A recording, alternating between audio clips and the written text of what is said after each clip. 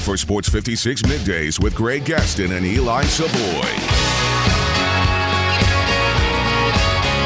Sports 56 Middays is delivered by FedEx.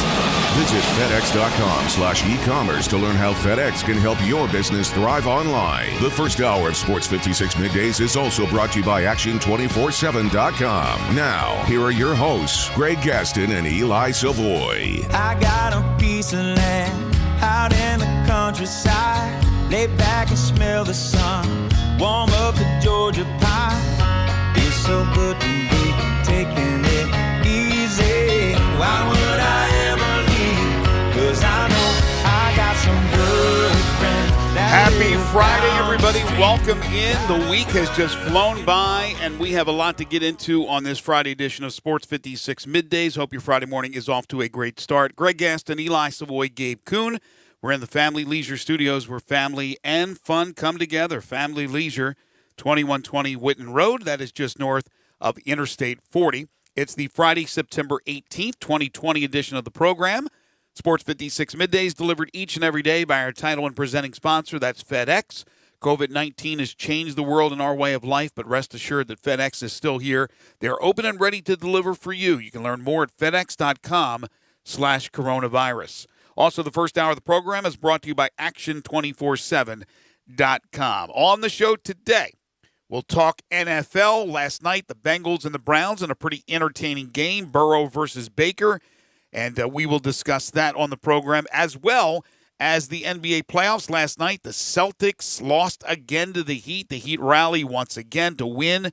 Should be probably 2-0 Boston with big leads that they've had in both games, but you got to give a lot of credit to the Heat, and we will discuss that on the program. We'll talk NBA towards the end of our show at 12:25 with Colin Ward-Henninger, NBA writer and reporter for CBSSports.com. But before we do all that, at 10:25, our buddy David Cobb, college basketball, college football writer for CBS Sports. At 11:05, John Varlas with his weekly visit on prep football, and we'll have a lot to say about the protests that took place earlier this week with Shelby County schools and the athletes that are not playing football at this moment, and who knows if they will at all. The 2020 preseason coaches all SEC football teams announced yesterday. We will discuss that on the program. And it looks like, according to reports, Deion Sanders is about to be named the head coach at Jackson State, but that story has been kind of weird, so we'll see if they follow through and Primetime ends up as a coach at Jackson State in the SWAC. Also, some baseball news, a crazy home run for Josh Donaldson that we will discuss on the program, and we'll update you on the U.S. Open Round 2 underway from north of the city of New York, but still in the New York metro area. Winged Foot Golf Course, which yesterday did not play as hard as most imagined. I would imagine that it'll get tougher as the weekend comes along, especially after today's cut. We got 10 in a row, the game show that has swept the nation. We'll do that at 11:30. I think it's a very interesting question for you guys today. And then we'll have our 5 favorite songs category, or topic, I should say, at 12:05. The category is high or higher or highest, any form of high in the title of your song. You can text in right now if you'd like. First Bank text line, if your lists are ready to go, 67129. Also, if you're watching us live, you can message us at Sports56 WHBQ with those lists on Twitter, Facebook, YouTube, Periscope, and Instagram. We'll kick things off in a moment with some breaking college football news. But, Eli, I'm staring down that pizza, and you are making me really, really hungry. How are you? Oh, we saw Eli hit again. It happened. I don't know. I don't know, man. Eli may have run out to get some pizza. This pizza that he has. Now, if you're watching us, you can see the pizza pie.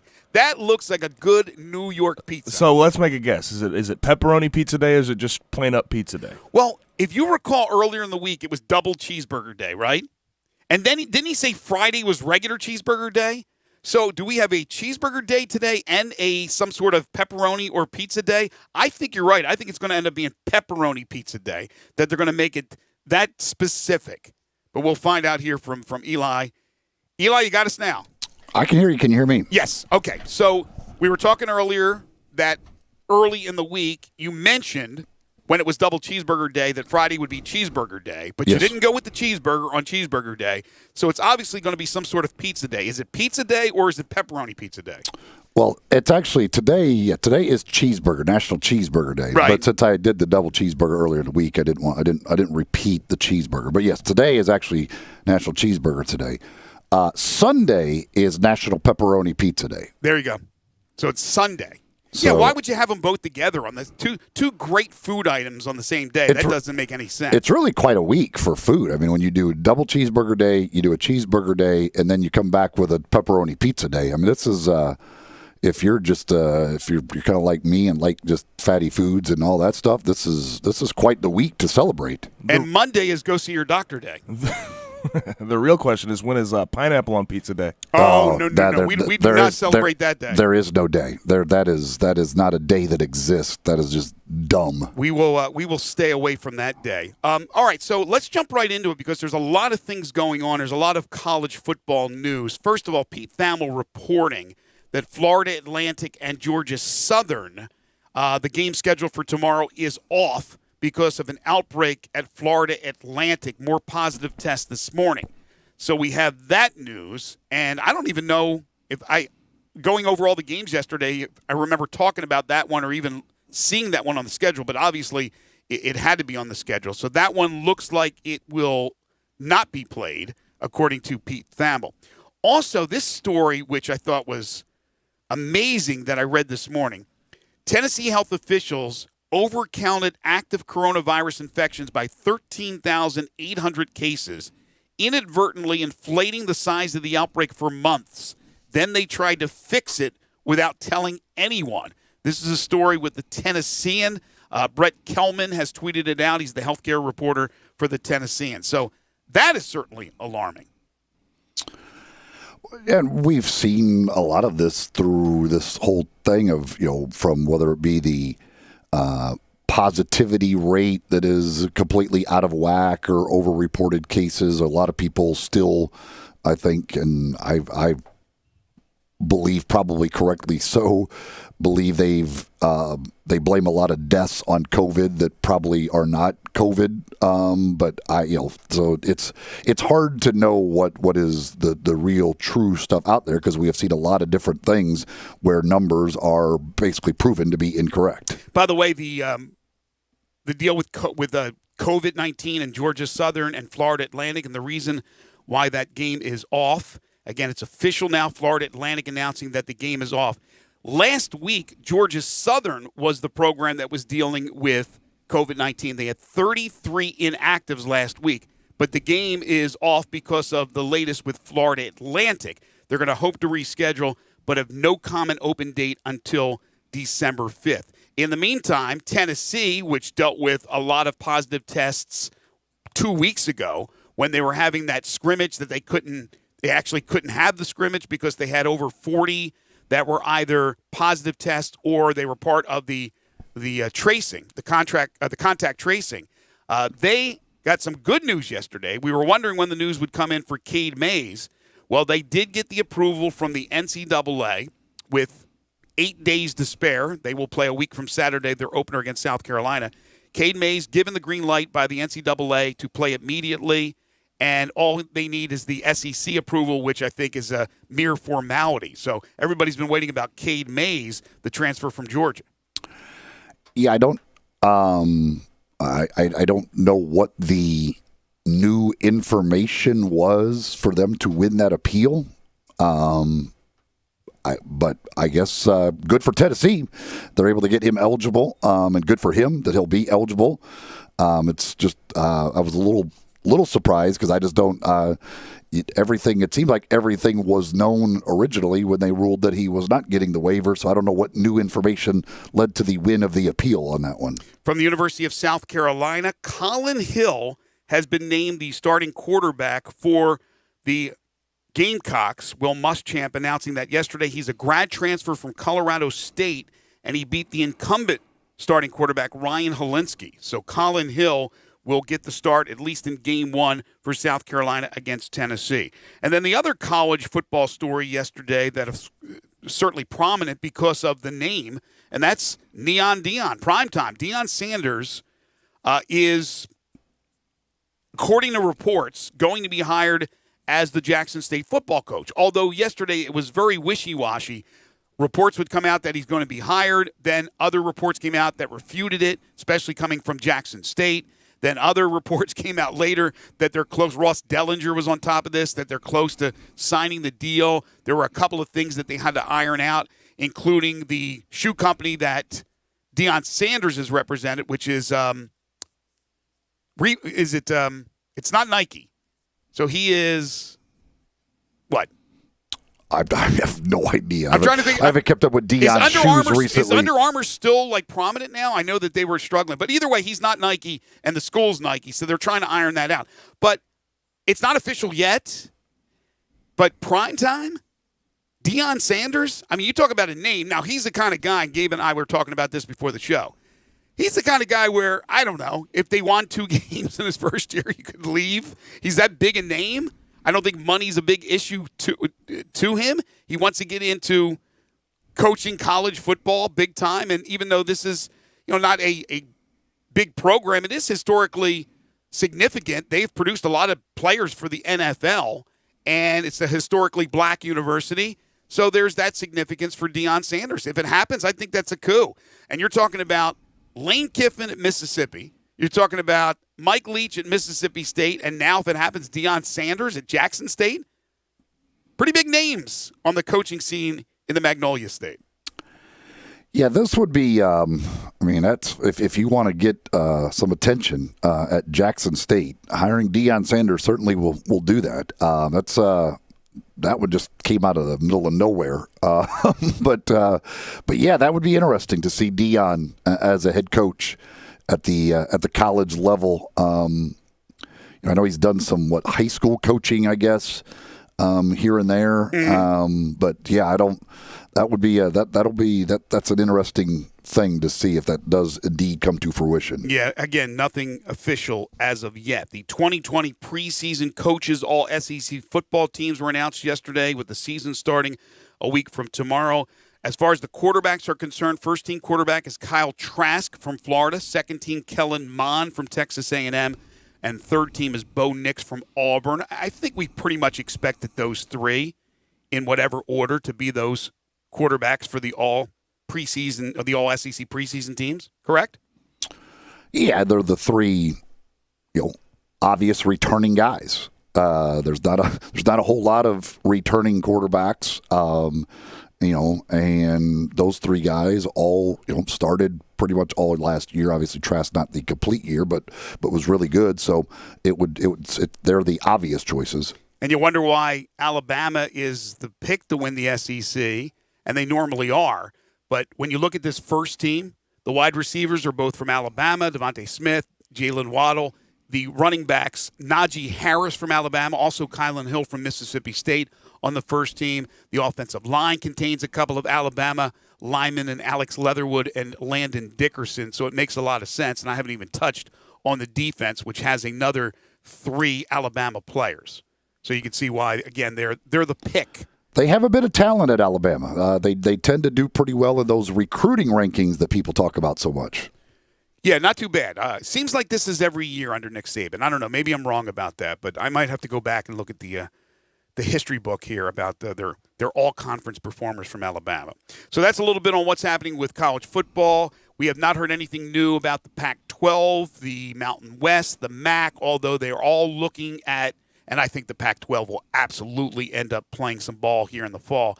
But I think they're all looking at different things. There were some stories out there, pretty good stories. I think Pete Thamel wrote one about what they're dealing with. I think with the MAC, it's the finances. With the Mountain West, it's the testing, trying to get daily testing. And then with the Pac-12, it's just the date, when they can come to a conclusion on when they think they can return to actually playing competitive football.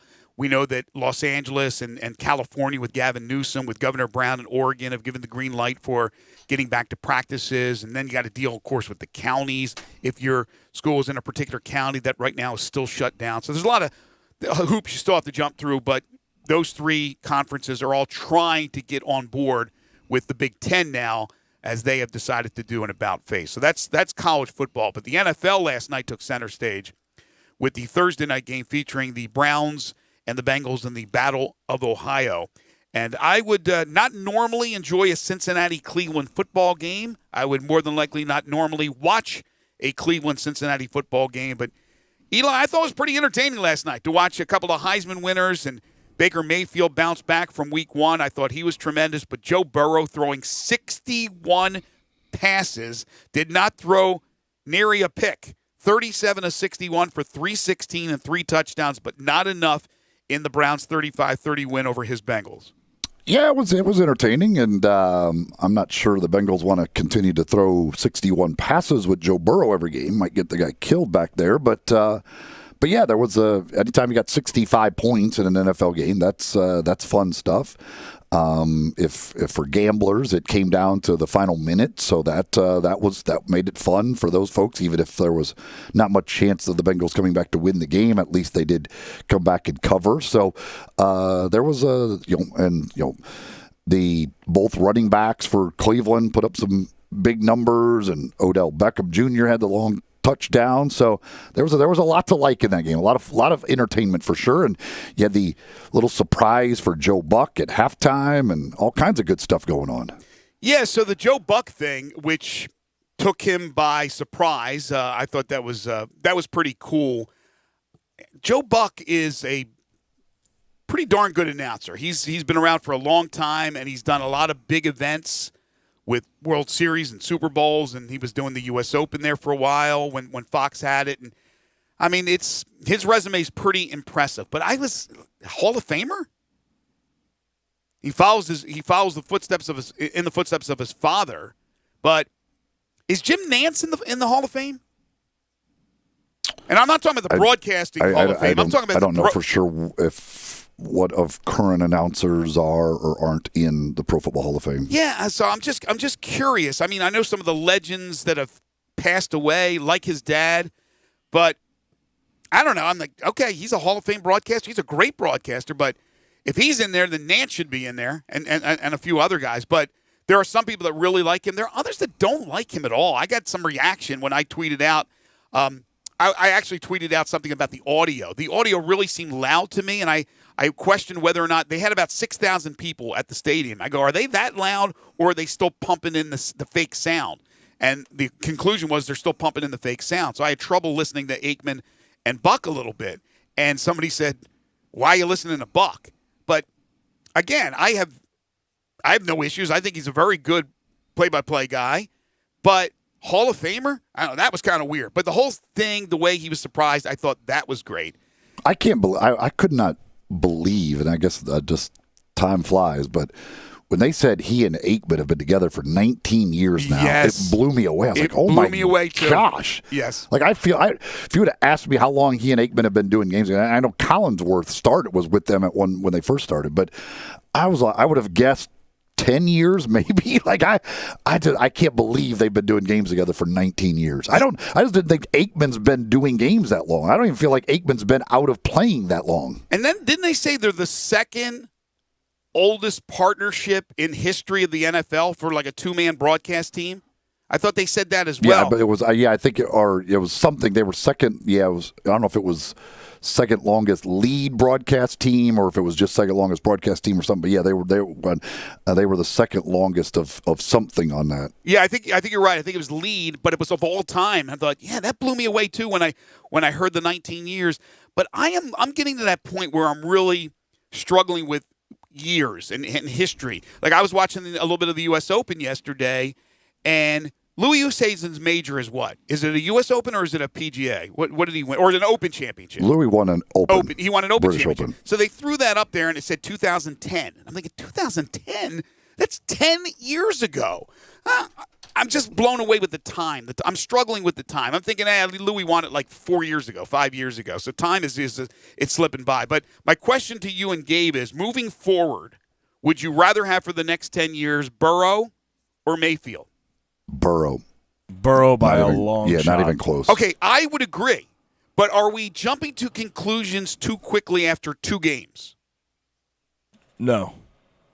I'm not even really jumping to any conclusions about Joe Burrow. It's more about my feelings about Baker Mayfield. Because he's too up and down?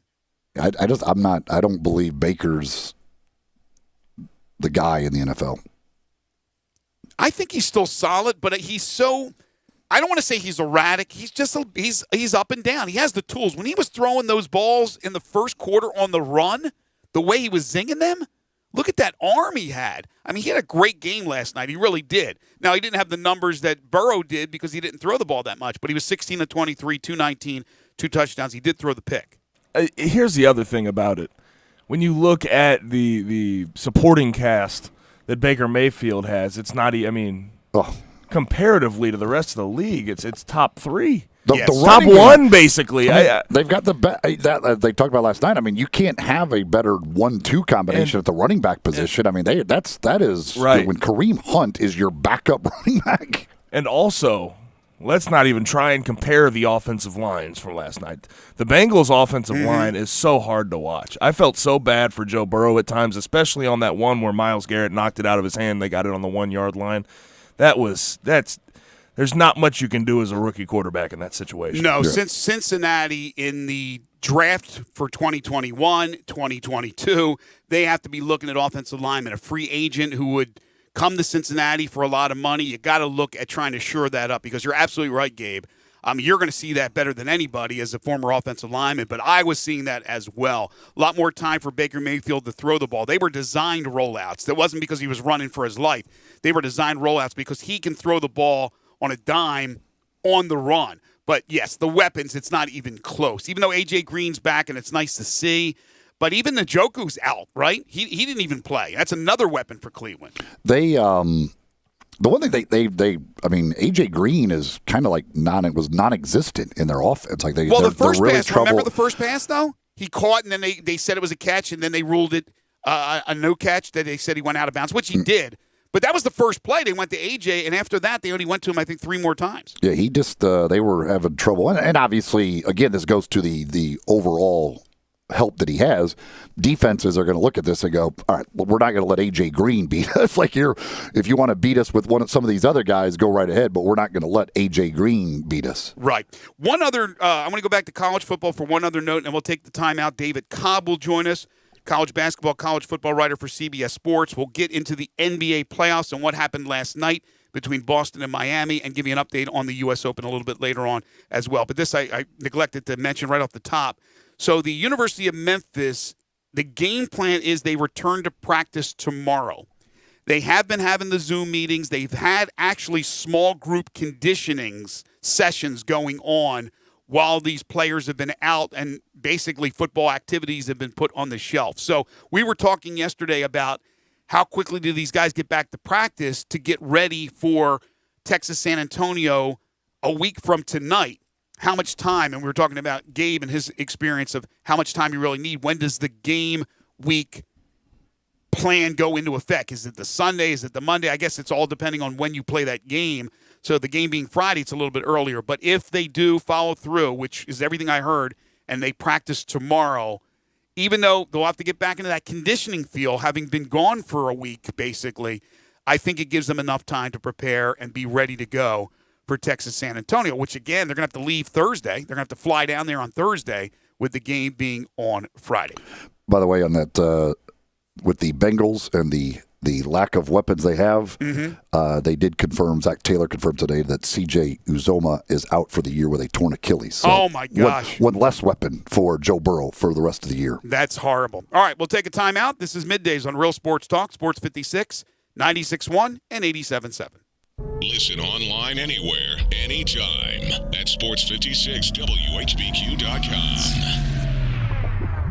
The day has come for huge savings at Gossett Chrysler Jeep Dodge Ram Fiat with Jeep Adventure Days and Ram Power Days going strong on Covington Pike. Get 0% APR plus no payments for 90 days. New 2020 Jeep Cherokee Latitude IIHS top safety pick $21,740 or $275 a month. 2020 Dodge Challenger, a muscle car with best in class cargo volume $24,690 or $318 a month. 2020 Dodge Charger, America's fastest 4-door muscle car $24,990 $990 or $329 a month. And 2020 Ram 1500 Tradesman Quad Cab $366 a month. Drive past the rest. Come to the best. Gossett Chrysler Jeep Dodge Ram Fiat 1901 Covington Pike. Online GossettMotorCars.net. If you want it, we got it at Gossett Motor Cars. All 75 months at 3.99 APR, 3,500 down. Must finance through Chrysler, Cherokee, LD 561583, Challenger LH 214-740, Charger LH 116-732, 1500 LS 139-171. See dealer for complete details. Offer valid through end of the month with approved credit. Dealer stock only.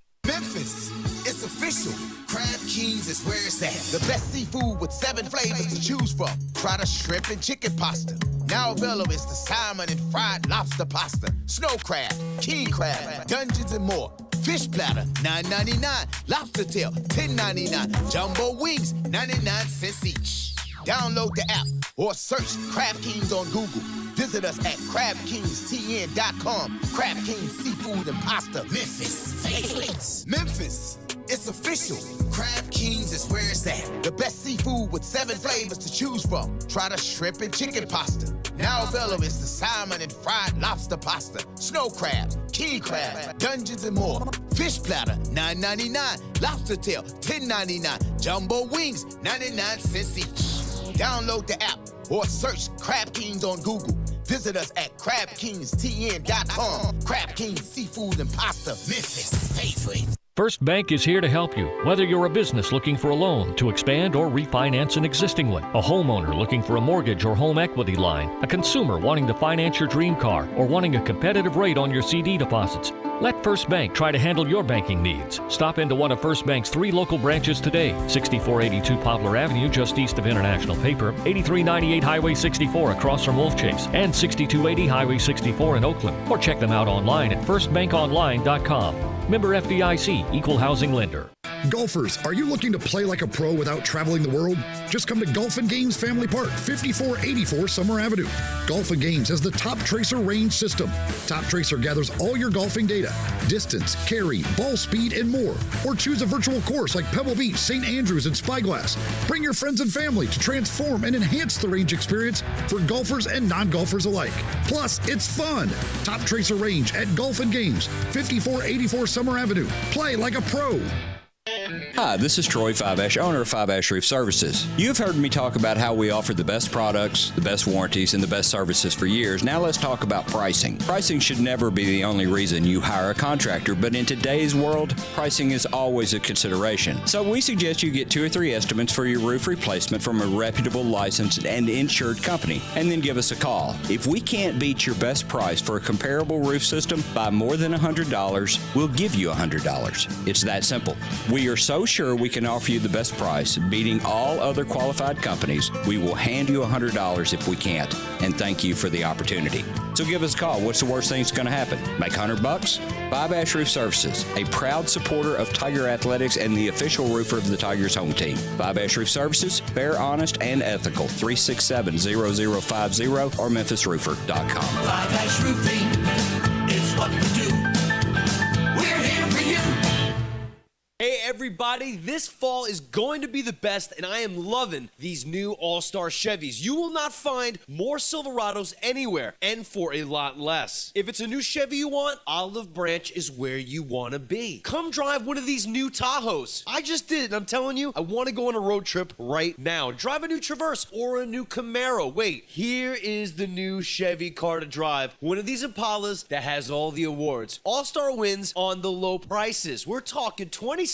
You could even get thousands in cash back. And don't forget to check out the certified pre-owned Chevy deals. The lot is full. Tahoes, Malibus, Impalas, Suburbans. Just don't forget, it's not the Pike, it's not South Haven, not Mount Moriah or Collierville. It's gotta be Olive Branch, people. And everyone at All-Star has one job, just one job, to make sure you get the best deal and have more fun and in record time. So find new roads to Kraft Goodman Road in Olive Branch or go to allstarautogroup.com.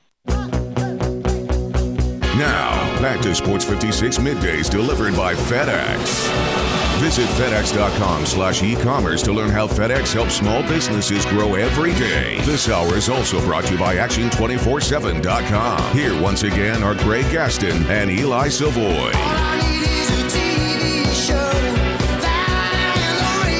Welcome back, everybody. 10:31 the time. David Cobb joins us here in just a second. Before we get to David, NBA news, as expected, I would imagine by most, but not all, Giannis Antetokounmpo of the Milwaukee Bucks named the most valuable player for the NBA season 2019-20, which has gone on forever and is still going.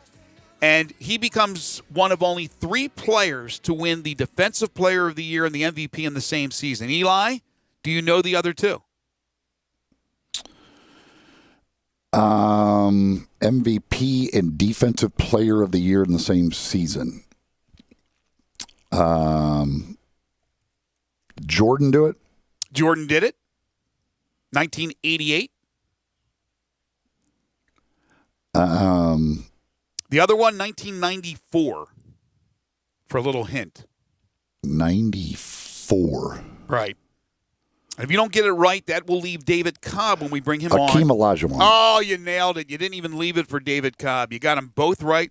Hakeem, 94, Michael, 1988, and now Giannis Antetokounmpo in 2020. He's a college basketball, college football writer for CBS Sports. He does a terrific job. You can follow him on Twitter at David W. Cobb. He's also an avid golfer, almost qualified for the U.S. Open. David Cobb joins us now on Middays. You missed the qualifying for the U.S. Open by what, 2 shots, was it?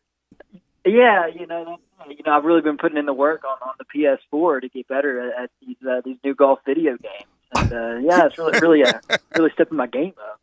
Yeah, as far as Golden Tee is concerned, I'd be qualified, I think, for the Masters. Golly, I love Golden Tee. That's been one of the tragedies one of the many tragedies of the pandemic is that it's just not sanitary to play Golden Tee right now.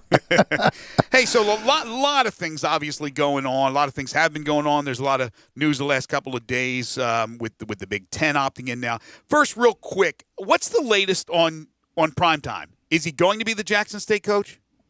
Wow, what a saga. Okay, so what happened yesterday is the first report came from HBCU Game Day, and so it kind of popped onto our radar. And so I was actually asked, like, hey, will you get something ready for if this becomes official? And so I spent 45 minutes just working up a little bit of background information on Deion Sanders being the next coach at Jackson State. And it's really not all that surprising because he went on the Dan Patrick Show back in January and said he was going to be a college head coach within the next year.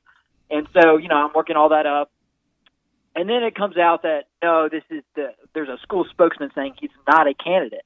For this from Ross Dellinger, who's like a really good reporter. So I'm like, okay, all right, so I got to back down off this. Okay, I've reached out to the school. I haven't heard anything, but apparently he has. So, and then no more than an hour later, Ross reverses course and says he's talked to people who says he is going to be the next coach. So I've still got this story in the queue ready to go, but the whole thing is wild. It is. I mean, it's so 2020, but it's really weird. I think there's some sort of an issue with the fact that Deion's an Under Armour guy. There it is. And has a deal with them, yeah. And then the school is a Nike school.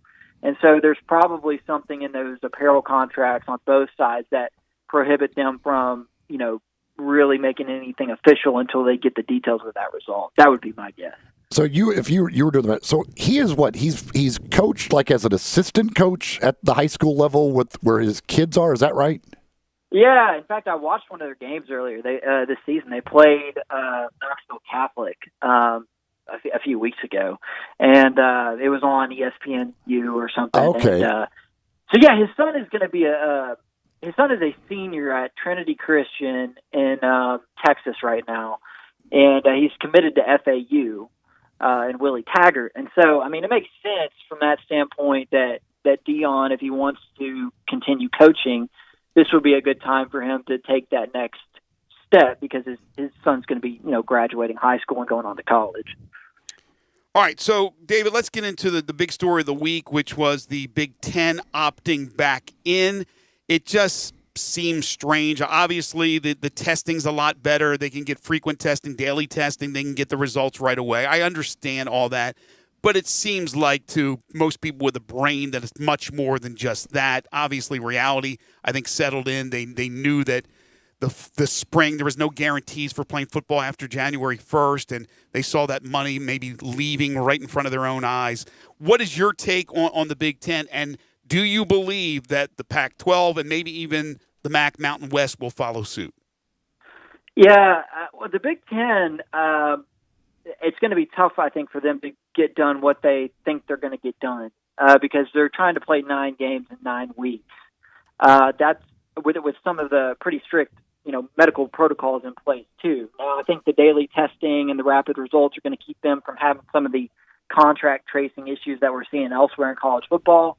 But the thresholds are pretty strict for the types of number of players you need, and then the 21-day return period after you've been tested positive. So I've got some questions about the viability of them getting 9 games in 9 weeks done across the board in that league. That's my biggest concern about the Big Ten moving forward. But then with the Pac-12, it sounds like the earliest they would be back in the mix would be October the 31st. So at that point, I mean, the most they could play before the college football playoff announcement would be 8 games. And the Pac-12 is already facing an uphill battle to get a team in the playoff to begin with. And now they're going to be playing fewer games than any other league. I'm not saying that they won't come back. My issue is that if they do, I mean, what chance do they even have of getting a team in the playoff? And so it almost seems like why rush back for something that's really going to be rather insignificant, because I just don't buy the fact that them starting on October the 31st and playing a maximum of 8 games, gets them in the playoff conversation. Could they possibly push the playoffs back a few weeks? Yeah, I mean, I guess they could, but then you're budging the national championship game deeper into the NFL postseason window there, which I don't know that that's something that they're interested in doing. The college football playoff, to their credit, has stood pretty firm throughout all of this, with the dates that they've put forth, with the criteria that they've put forth. They've, for the most part, proceeding business as usual, and it's so it's kind of on the Big Ten and the Pac-12 as things stand now to make it work with the way the CFP has put things forth, because I don't know if it's contractual or if they're just standing on principle, but the CFP is been pretty straightforward so far, and I think it's going to be on the Big Ten and the Pac-12 to come up with a season that meets the eye test requirement of that committee. Yeah, that's and I guess, it's up to the conferences to figure it out. And we've talked about this. I mean, as you mentioned with the Big Ten, probably you're going to have some postponements. You're probably not going to get those in. So, what is the number of games you have to be able to play for that committee to at least be able to feel like they can judge you well enough? Yeah, I feel bad for people on selection committees in college sports this year. The NCAA tournament is going to be a total crapshoot. Like, that committee already has a really tough job. But when you're looking at one team that played 4 non-conference games and another that played 13, and they compete in different leagues, how do you compare them? I mean, it's just going to be brutal. And the college football playoff, I mean, same way. I mean, I can just see it now. You're going to have an Ohio State team that plays 7 or 8 games and goes undefeated in those games, pitted against like an 8-2 Georgia team that thinks they need to be in, and it's just going to be nasty. It's going to be. I mean, it could be really contentious, I think. Cade Mays got the news, which was good news for Tennessee yesterday, that he will be able to play immediately, just need approval from the SEC, which seems like a mere formality. That certainly will bolster the offensive line for Tennessee. As we get ready for the SEC to start a week from Saturday, we can now start to talk about what the expectations are. With the assumption, and again, I understand that players are going to be missing games and teams may miss games and things of that nature, but taking that out of the equation, Alabama, I would assume, the team to beat. What do you see in the East and Tennessee, which, of course, you've covered before? How close are they to challenging Georgia and Florida and getting back to some area of where they used to be years ago? Well, I think getting Mays eligible is pretty big. Now, I mean, obviously you mentioned, we have no idea what these games are going to look like. But if I'm just sort of looking at it with a blank slate and the projected rosters as they are in the football preview magazines, I see Mays getting eligible at Tennessee as something that kind of does maybe, I think, boost their potential win total by a game, and could get them into that 6-4, 7-3 realm where, you know what, maybe if they pull an upset over Florida or Georgia, they can hang around and be in the mix. It's been a long time since Tennessee's had a good offensive line, and now they're in a position with Mays eligible where they could have 4 5-star players on that line, and their fifth guy would be a 60-year senior who came from Alabama and followed Pruitt to Tennessee and Brandon Kennedy. So, I mean, obviously we all know Joe Garantano would have to take a big step forward for Tennessee to have a shot at hanging around in the East. But having a good offensive line, I think really for the first time in his career will help a lot with that. Otherwise, I'm starting to trend more towards Florida in the East. I mean, I think they've got a lot back. Dan Mullen's doing a really good job there. And Georgia, I mean, really only has 2 starters back on its offense. And the buzz out of Georgia is that it's actually not going to be JT Daniels who's the starting quarterback, that it might be this guy, DeJuan Mathis. I don't know that that's necessarily a great sign because he's not a guy with the hype of a Justin Fields or a Jake Fromm or a Jacob Eason even. I mean, he's a guy that's kind of under the radar, a redshirt freshman, who I'm sure was a 4-star prospect, but, you know, by Georgia's quarterbacking standards is not somebody who's necessarily, you know, all that well known. So I'm curious to see how that plays out. It gives me a little bit of pause about Georgia. So at the moment, I think I'm leaning more towards Florida as my favorite in the East. Well, certainly when you look at those teams, I mean, on the surface, Florida has a massive advantage at the quarterback position.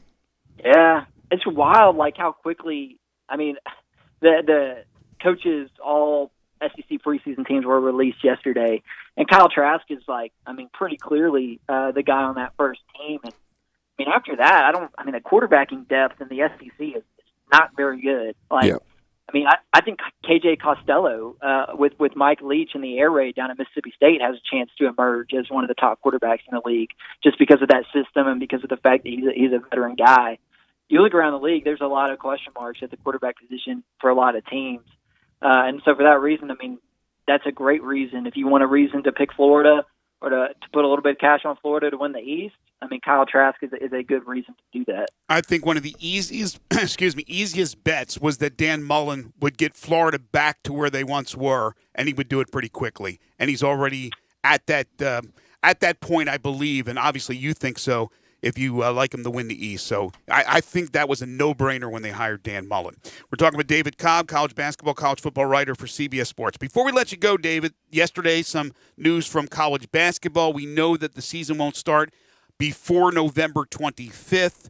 It seems like they're exploring a lot of bubble possibilities, teams that were supposed to play in tournaments in Maui or in the Caribbean, wherever it was, that they're going to play in the lower 48. They're going to play in the continental United States and not go anywhere else, but do it maybe in these arenas where they'll have the 8 teams play. They're talking about South Dakota for that event that involved the Memphis Tigers. Which is a far cry from going to the Bahamas. Instead, you have to bring your parka. But it seems like that's the trend, right? And then with that said, are we going to see those non-conference bye games that you're used to seeing in early December, a bunch of those games at your home arenas? What's the deal, in your opinion? Yeah, I'm worried about the college basketball non-conference schedule. I'm not worried about college basketball as a whole because I do think that if worse comes to worse, we're going to be able to, you know, have a season where the conferences can just play round robins against each other, and we can have league tournaments. The NCAA tournament selection committee can base its decision off of that. But I think it's a little bit optimistic to assume that just moving these events from their tropical locations to random places in the U.S. is going to have a huge impact on the viability of having them without COVID-19 issues. Like, we're seeing it all throughout college football. I mean, I think there's already been 6 games that were scheduled for this Saturday that have had to be postponed or canceled due to the contract tracing procedures and all that. And I mean, unless all of college basketball is in on what the Big Ten is doing with football right now here in just a couple of months in terms of being able to test every single day and get rapid results, I just foresee a situation where these early season events are going to be fraught with cancellations, or there's going to be issues where a team is down to 7 scholarship players because of contract tracing. Mm-hmm. I just got a lot of questions. I mean, I know. I will say this: I think the college basketball leadership has done a better job than college football leadership did of planning, of having a little bit of foresight they haven't been excellent in that regard, but they've at least been having the conversations that they need to have. And for that reason, I think that we're going to have an NCAA tournament. I think we'll have a conference season that looks fine. But I'm pretty skeptical still about the viability of these early season tournaments and non-conference games. The randomness of like the sites that they're moving, like the Maui going to Asheville, North Carolina, I know. and the Bahamas going to South the Dakota. Pentagon in South Dakota. I just love the randomness of where an event is moving to. It's just kind of cool. Yeah, no, Asheville could be actually pretty cool in the winter. You could go skiing. There's some really good food there. Now, I mean, I don't want to crap on South Dakota, but if I had to pick, I'd rather go to Asheville in December than South Dakota. Wouldn't you? Yeah, but dude, are you just downgrading Mount Rushmore altogether? Are you just hating on Mount Rushmore? It's a great sightseeing trip for the kids. Hey, Mount Rushmore is on the Mount Rushmore of places to visit. Now, what about those Vegas tournaments? Are those Vegas tournaments still going to be in Vegas? I mean, they have to be, life right? goes on in Vegas, right? So, I would think. Yeah, I would think the ones in Vegas stay in Vegas, but the randomness, yes, is kind of weird. Like moving a tournament from Maui to Asheville, I don't know if you could move a tournament further distance-wise. Like that is like you have to take it to Australia to move it any further. Yeah, it's like the Maui Invitational. Well, unfortunately with COVID-19, we're going to have to move it. We're going to move it to Corinth. It's be in Corinth. So does Chaminade still come and play if they're holding that thing in Asheville? Probably not. I love that. I love that idea. Are you saying Corinth, Mississippi, though, Greg, or Corinth, like the border, baby, right on the border, man. They got a little makeshift arena. They put it right on the border of Tennessee and Alabama. Yeah, well, let's do that because then I can drive down there and catch the game. So I'd be exactly. Get yourself a slug burger. There you go. Absolutely. He's David Cobb, college basketball, college football writer for CBS Sports. You can follow him on Twitter at David W. Cobb. David, as always, we appreciate it. Have a great weekend. I'm sure we'll talk to you soon. All right, guys. Thanks. Take care. This Memphis Sports Fact is brought to you by James Gaddis Jewelers. Did you know Memphis 901 Football Club interim head coach Ben Perman before coming to Memphis in 2018 to be Tim Mulqueen's assistant, spent 6 seasons as head coach of Detroit City Football Club, and prior to that, 8 seasons as an assistant coach with his alma mater, Michigan State. James Gaddis Jewelers, 4900 Poplar between Mendenhall and St. Elmo. The website is gaddisjewelers.com. You can call them at 901-767-9648 if there's something specific you're looking for or just need answers to general questions. Call, talk to James or Linda or any other fine professionals at James Gaddis Jewelers, your bridal engagement and anniversary jeweler headquarters. Been serving Memphians and Mid-Southerners for over 23 years. They are full-service jewelers with 2 bench jewelers ready to serve you every day. All their diamonds are independently graded and certified.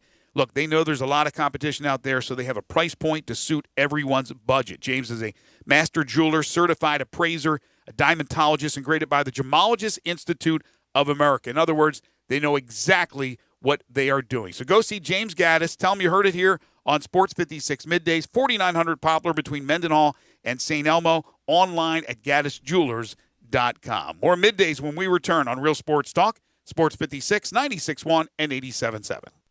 R&R on Sports, Saturday mornings, 10 a.m., Sports 56, 87.7, and 96.1. Don't miss us. It's time to catch the falling prices at Gossett Kia South Mount Moriah during our Fallback Kia sales event. You'll find best mass market brand and initial quality 5 years running for Kia with J.D. Powers, and we Gossett all at Gossett Kia Mount Moriah. Get 2020 Forte $131 a month, 36-month lease. How about a 2020 Soul $148 a month, 36-month lease? And check out the all-new 2021 Kia K5, now just $189 a month, 36-month lease. And they're all just $3149 due at signing. And in these uncertain times, Gossett says rest assured with Kia's 10-year 100,000-mile powertrain limited warranty. So whether you live in Horn Lake, South Haven, Olive Branch, or Memphis, you'll be happy at Gossett Kia, 2680 Mount Moriah, or KiaMountMoriah.com. If you want it, we got it at Gossett Motor Cars. All 36-month leases, $3149 due at signing, 0 security deposit, excludes acquisition fee, 10,000 miles per year, 20 cents excess mileage, $650 acquisition fee, Forte LE 2249.63, Soul L7120906, warranty is a limited powertrain warranty, see Kia.com or retailer for details, includes all rebates and incentives, fee of $598.75, excludes tax title and license, see dealer for complete details, not all customers will qualify.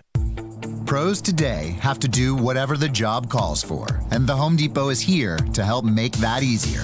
With a wide range of delivery options, you can get what you need, from job lot quantities to small supply runs, delivered where and when you need it.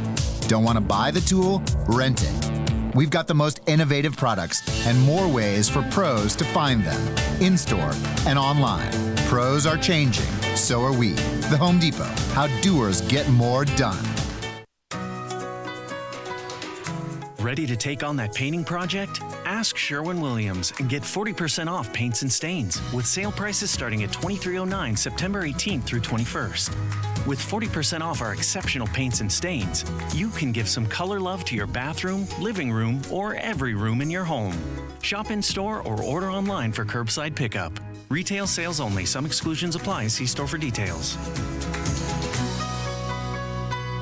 All 75 months at 2.99 APR, G4, LHFO 7472, Outlander, LU 029957, Eclipse, LZO 15617. Includes all rebates and incentives, PF 59875, excludes tax title and license, offer valid through end of the month with approved credit, dealer stock only. See dealer for complete details. Gossett's Mitsubishi Madness is in full swing at Gossett Mitsubishi on the Pike, and you'll find deals to get this party started. 2020 Mitsubishi Mirage G4 gets 41 MPG Highway. We Gossett at $139 a month or buy for $12,435. 2020 Mitsubishi Outlander Sport, built to handle any adventure at $229 a month or buy for $18,573. And take the 2020 Mitsubishi Eclipse Cross for a spin at $19,107 or $229 a month. Get confidence today, tomorrow, and long into the future with a 10-year, 100,000-mile powertrain warranty. Mirage G4, $139 a month. Outlander Sport, $229 a month. And Eclipse Cross, $229 a month. So get to Gossett Mitsubishi today, 1870 Covington Pike, or shop online at memphismitsubishi.com. If you want it, we got it at Gossett Motor Cars. If you feel that it's real, I'm on trial, and I'm here again, your prison. Now, back to Sports 56 Middays delivered by FedEx. Visit FedEx.com/e-commerce to learn how FedEx helps small businesses grow every day. This hour is also brought to you by Action247.com. Here once again are Greg Gaston and Eli Savoy. Take me to the pilot for control. Take me to the pilot of your soul. Welcome back, everyone. Final few minutes here in hour number one. John Varlas at 11:05 on Prep Football. We'll have our 10 in a row segments somewhere around 11:30. We'll get into the NBA and the action from last night and the after-game implosion by the Celtics. Will that help them as they now trail that series against Miami 2-0? Couple of things. You mentioned the move from Maui to Asheville, which again seems so random, but I guess there's a they thought it out. I mean, this is not just like haphazardly just picked. They didn't throw a dart into the map of the United States. I'm not sure they didn't. Asheville just seems like such a random spot. Like it's just so it's just weird. Like, hey, we need a place to move a basketball tournament. How about Asheville, North Carolina? Don't they have the big? What's that beautiful hotel there? Is it the Biltmore? I would assume they have to play at the home of UNC Asheville. That's the arena that they would play in. By the way, that event, November 30th through December 2nd, according to Matt Norlander, this is in conflict with the Big Ten ACC Challenge dates. Sources say there will be an effort to play all those games approximately a week after and have all those games on campus. So, again, they plan to play the Big Ten ACC Challenge a week later on campus. Somebody texted in and they said on the First Bank text line, said, "Can you picture Musa Cisse going down the bunny slope?" I'm going to guess that none of the coaches would want any of their players probably out there skiing if they can if they can avoid it. They will greatly encourage them to avoid the skiing. I would imagine that's for sure. Don't need anybody breaking any legs out there trying to go down, trying to get them skiing in while you're in Asheville or wherever these random places are, because any snow-related activities, I would imagine. I mean, a lot of it appears as though Orlando's going to be hosting a lot of these things, so don't have to worry about it. Then those kids at least get to enjoy the idea of the tropical paradise type things. But yeah, going from the Bahamas to South Dakota and going from Maui to Asheville. bit of a different situation. Especially if the kids that are playing in a tournament in Orlando, if they open things up to them for Disney, and I don't know where they are with that, but, we're going to get to go to Disney World and play basketball games, and the other kids are, we're going to take a look at Mount Rushmore for 3 seconds and then move on and play in South Dakota.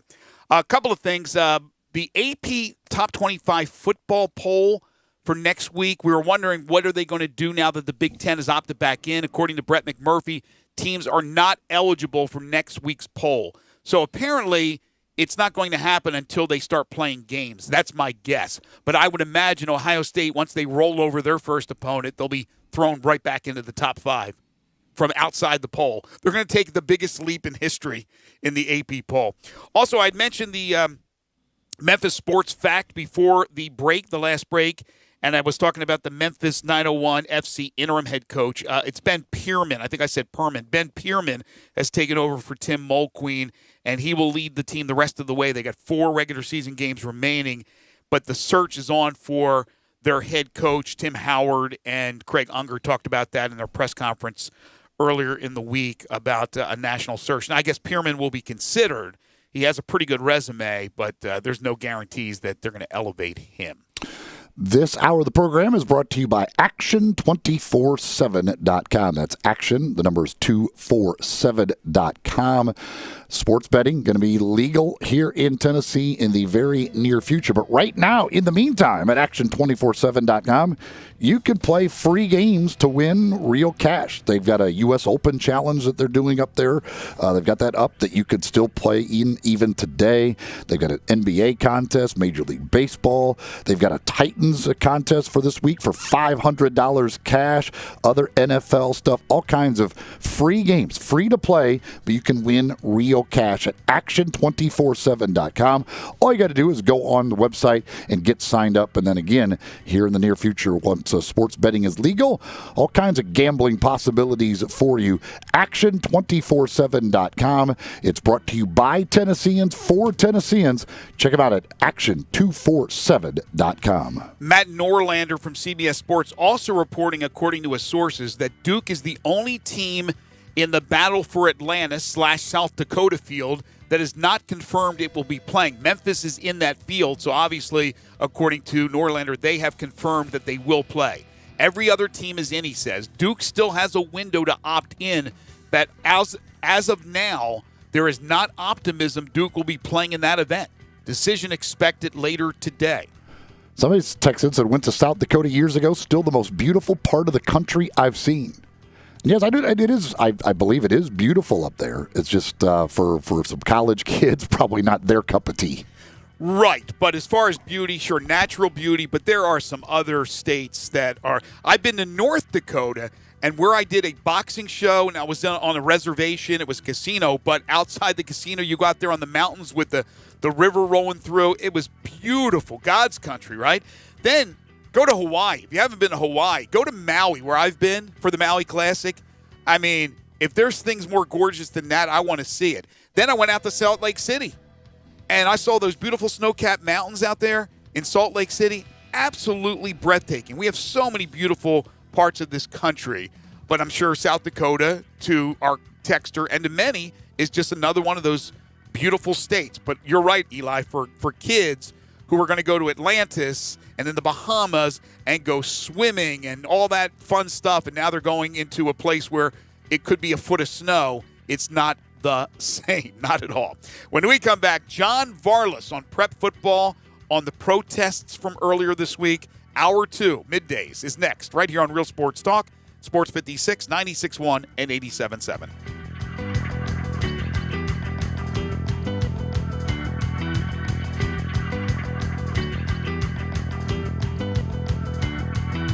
Family Leisure's done it again. We're talking about the world's biggest spa sale. Up to 30% off on spas and swim spas. Choose from hundreds of different spas from multiple manufacturers. There is special financing available, and if you are in the market, special pricing now as summer starts to dwindle on chemicals and accessories. Always professional delivery available. The spas are going crazy at Family Leisure, I-40 and Whidden Road. For over 8 decades, America's farmers have counted on the little red tractor from Case IH, the Farmall, to help them make short work of their demanding chores. Well, Mid-South Ag can show you they aren't just for farms anymore. With horsepower ranging from 30 to 105, plus an army of attachments, they can tackle every chore on your to-do list, from hauling and mowing to loading and towing and then some. Stop by Mid-South Ag Equipment or call 662-890-3141 to find a Case IH Farmall that's right for you.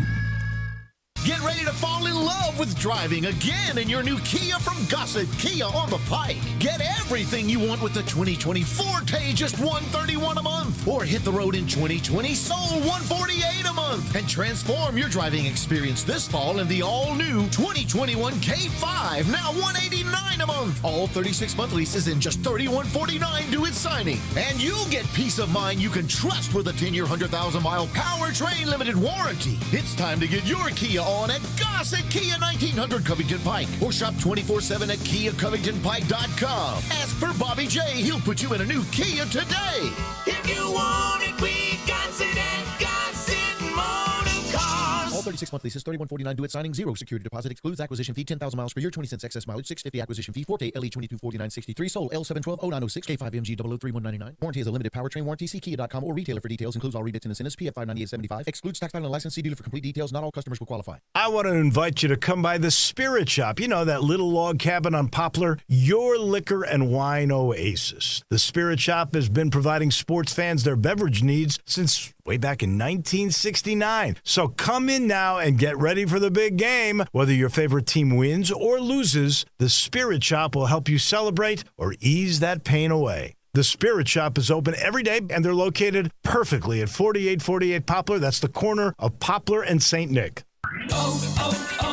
O'Reilly. When you need auto parts, O'ReillyAuto.com is just a few clicks away. We offer convenient options for you to get your parts quickly. Order online and pick up for free at your local O'Reilly Auto Parts store. We'll even bring it out curbside. Or you can have your parts delivered right to your door with free shipping on most orders over $35. Visit O'ReillyAuto.com.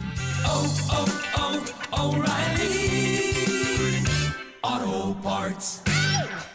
I'm here with outstanding team from Lexus of Memphis at 2600 Ridgeway. They're online at lexusofmemphis.com. Gary, tell everyone how they can experience the Lexus of Memphis satisfaction. Come in and be a part of our family at Lexus of Memphis. Experience the customer service that we provide to each guest like a member of our own family. If you're on the side of the road and you need us, we're there. If you need help with anything with your car, technology, Bluetooth, the app suite, we have a dedicated team to help you with this in your journey with your Lexus. That's how they do it at Lexus of Memphis.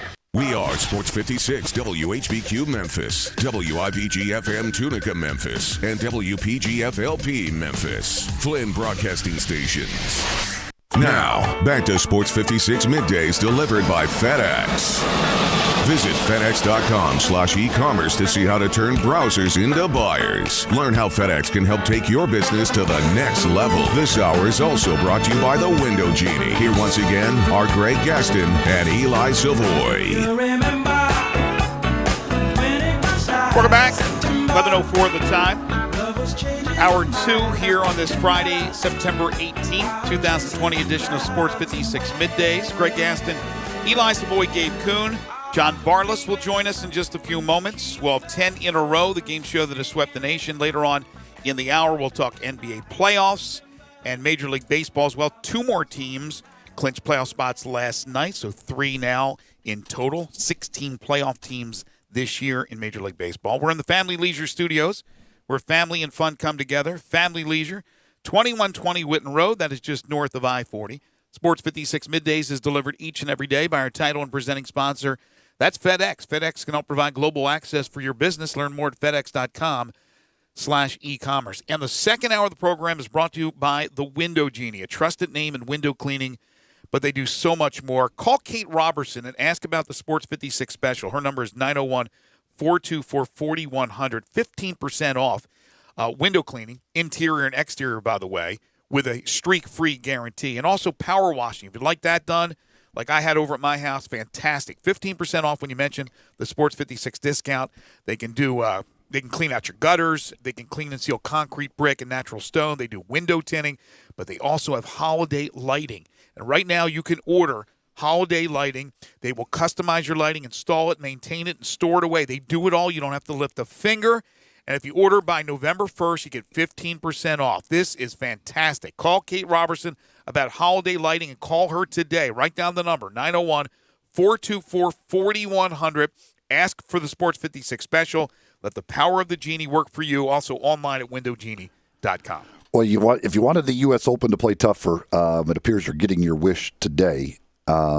Yesterday's scoring average was 72.563. The scoring average so far today, 76.583. So playing 4 strokes tougher so far today. What did they do overnight? What did they do? What can you do? It's not like the rough would grow out 2 more inches overnight. I would assume, I don't know, they may not have watered the greens. They let them get harder. I don't know. I haven't seen really the conditions today. I don't know what the situation is. But yeah, it's so far. And again, there's a lot of people still to go. A lot of people haven't even hit the course yet. But to this point, playing 4 shots harder on average than it did yesterday. Wow. One of those guys who has not hit the course yet, Justin Thomas, who shot a sparkling 565 yesterday. We'll talk and give you an update on the leaderboard. Talk U.S. Open, give you an update a little bit later on. But right now, it's time for JV. It's time to talk some high school sports on Sports 56 Middays. Joining Greg and Eli is John Varlas from the Daily Memphian. Check out John's prep coverage at dailymemphian.com. Now, here's John with Greg and Eli. There must be some kind of way out of here. Say the joker to the thief. One of the hardest workers in the business from the Daily Memphian, he is John Varlas. You can follow him on Twitter at John Varlas. He joins us now on Sports 56 Middays. Hey, John. Hey, guys. How are you? I have an announcement to make. You running for president? No, I am here to announce that I am opting into covering high school football tonight. We'd be in trouble if you opted out, my friend.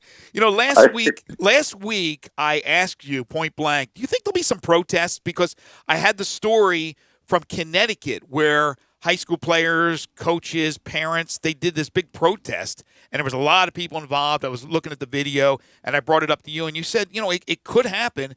And then lo and behold, the next week, we had protests earlier this week. You were out there for the protests, and the way that the reaction from Shelby County Health Department was not real good. They kind of shut it down and told the people to go home. I think that was what one of your tweets said. What has come of it, and what was it like being out there? Well, short answer to the second question is as of yet, nothing has come out of it. But the larger thing, you're answering your question about being out there. Honestly, Greg, I'll totally honest with you, it was really moving.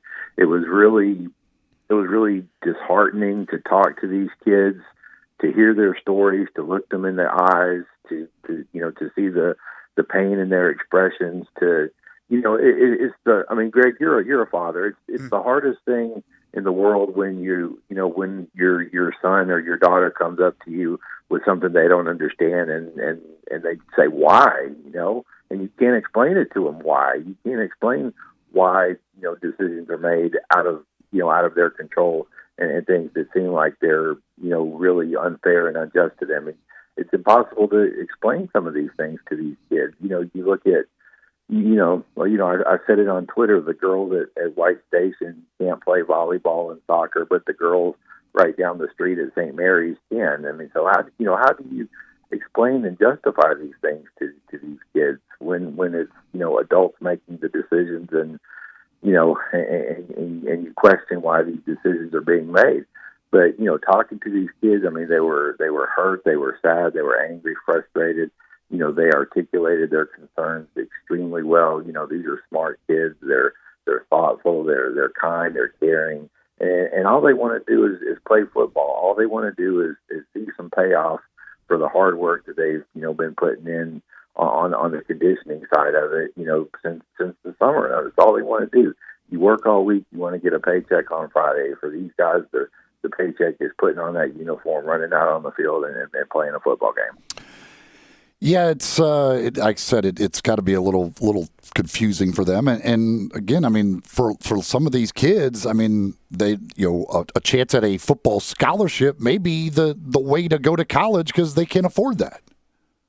Yeah, and I've used this expression. I mean, this example, before Eli, and it bears repeating. If you have a 2.7 grade point average and maybe a 19 or 20 on your ACT, it's not likely you're going to qualify for an academic scholarship, and that's just the fact of the world. It's very competitive. But if you have those same qualifications and you're good at football, or you're good at basketball or baseball or soccer or whatever, it opens up a ton of doors. It's a game changer. It's a whole different ball game to have, athletic prowess as part of your resume. It just opens so many doors, and we've seen so many examples. And yes, it's not the only way out of a bad situation. It's not. There's many ways to get out of a bad situation, but it is a way, and it's a viable way. And we've seen it time and time again. I mean, I just came across an article on Twitter this morning about Josh McMillan, the former linebacker at Whitehaven, who's well on his way to getting an engineering degree from the University of Alabama. Here's a kid that is using football to better his life and his future, and it's just heartbreaking to think of the potential Josh McMillans that are out there now that aren't going to get that opportunity. So I had a chance to text back and forth with a couple of coaches and invited them on the show. A couple did not want to. They were so emotional. Others have to deal with school, right? So even though it's online, there's still the virtual Zoom learning. So they're out there teaching, and they just couldn't come on during our time period. So I'm sure you have talked to probably every coach that's involved in Shelby County where they can't play football right now. What is the general feeling amongst the coaches, and do they think it's a lost cause, or do they believe there's still a chance that they'll play football? I mean, the general feeling is like with the players: frustration, disappointment, anger. I mean the whole gamut of emotions. It's all there, but yeah, I mean, they're frustrated, and you got to look at it too, Greg. A lot of these guys might not want to say things publicly that they necessarily, believe, and you can piece two and two together and figure out why that might not be the case. I mean, there's, you're talking about livelihoods and things like that. If maybe they speak up too forcefully or whatever, so, they got to be careful. These guys don't want to get in trouble. So, I mean, yeah, it's tough. It's a tough situation for these coaches because on the one hand, they're having to go out there and keep these kids motivated, keep these kids hopeful. But, as adults, they can see, the handwriting on the wall and see that, the possibility of having any kind of season is gradually slipping away. Because remember, even if Superintendent Ray woke up this morning and said, yes, we'll play football, I mean, you still have to have 2 weeks of full pad practices mandated by the state before you can, even take the field. So, you're still looking at 2 weeks further down the road, even if he said yes today. And clearly, he's not going to say yes today. It doesn't look like. Are they allowed to do anything right now, or is it completely shut down, even with practices that aren't contact?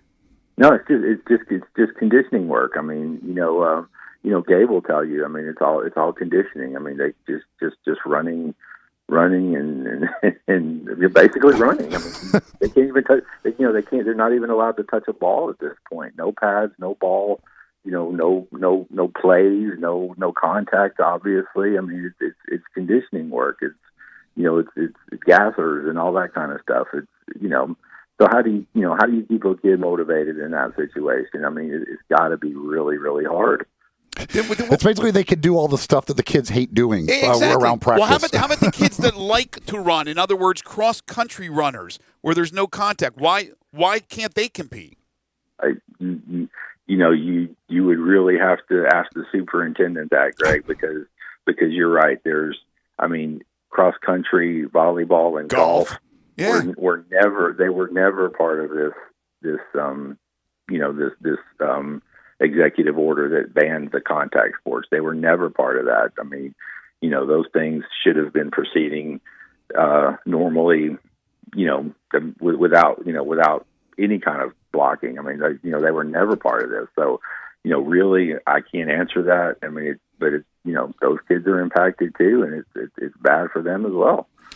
Yeah, it's unfortunate. I said earlier this week, because to me, I hate it, and after watching Bartlett last Friday night after they beat Christian Brothers, the way those kids reacted and how much that meant to them drives me crazy that a bunch of kids in this area don't even get the option to have a chance to have that feeling. And for some of them, if you're a senior, you're not going to get that feeling again.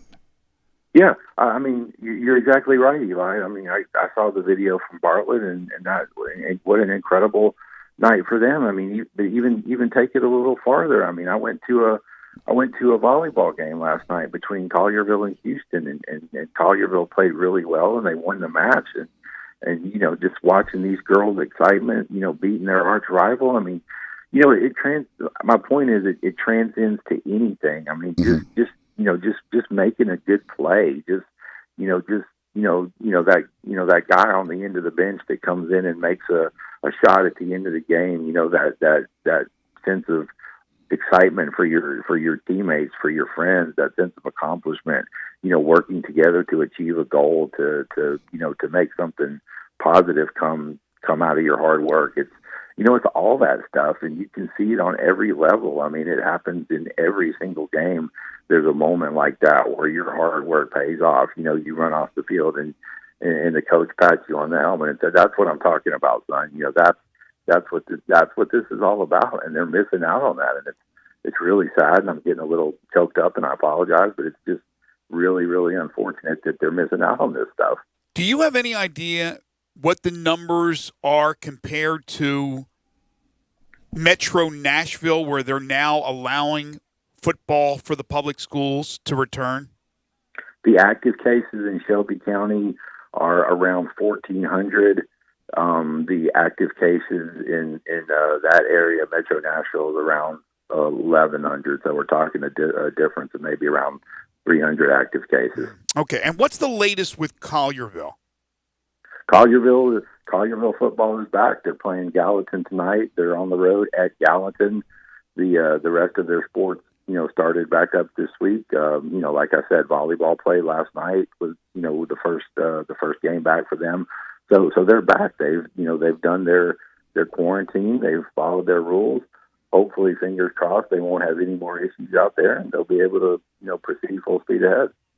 So, as far as games this week, you've got Arlington, Houston tonight, which should be a good one. What do you expect there?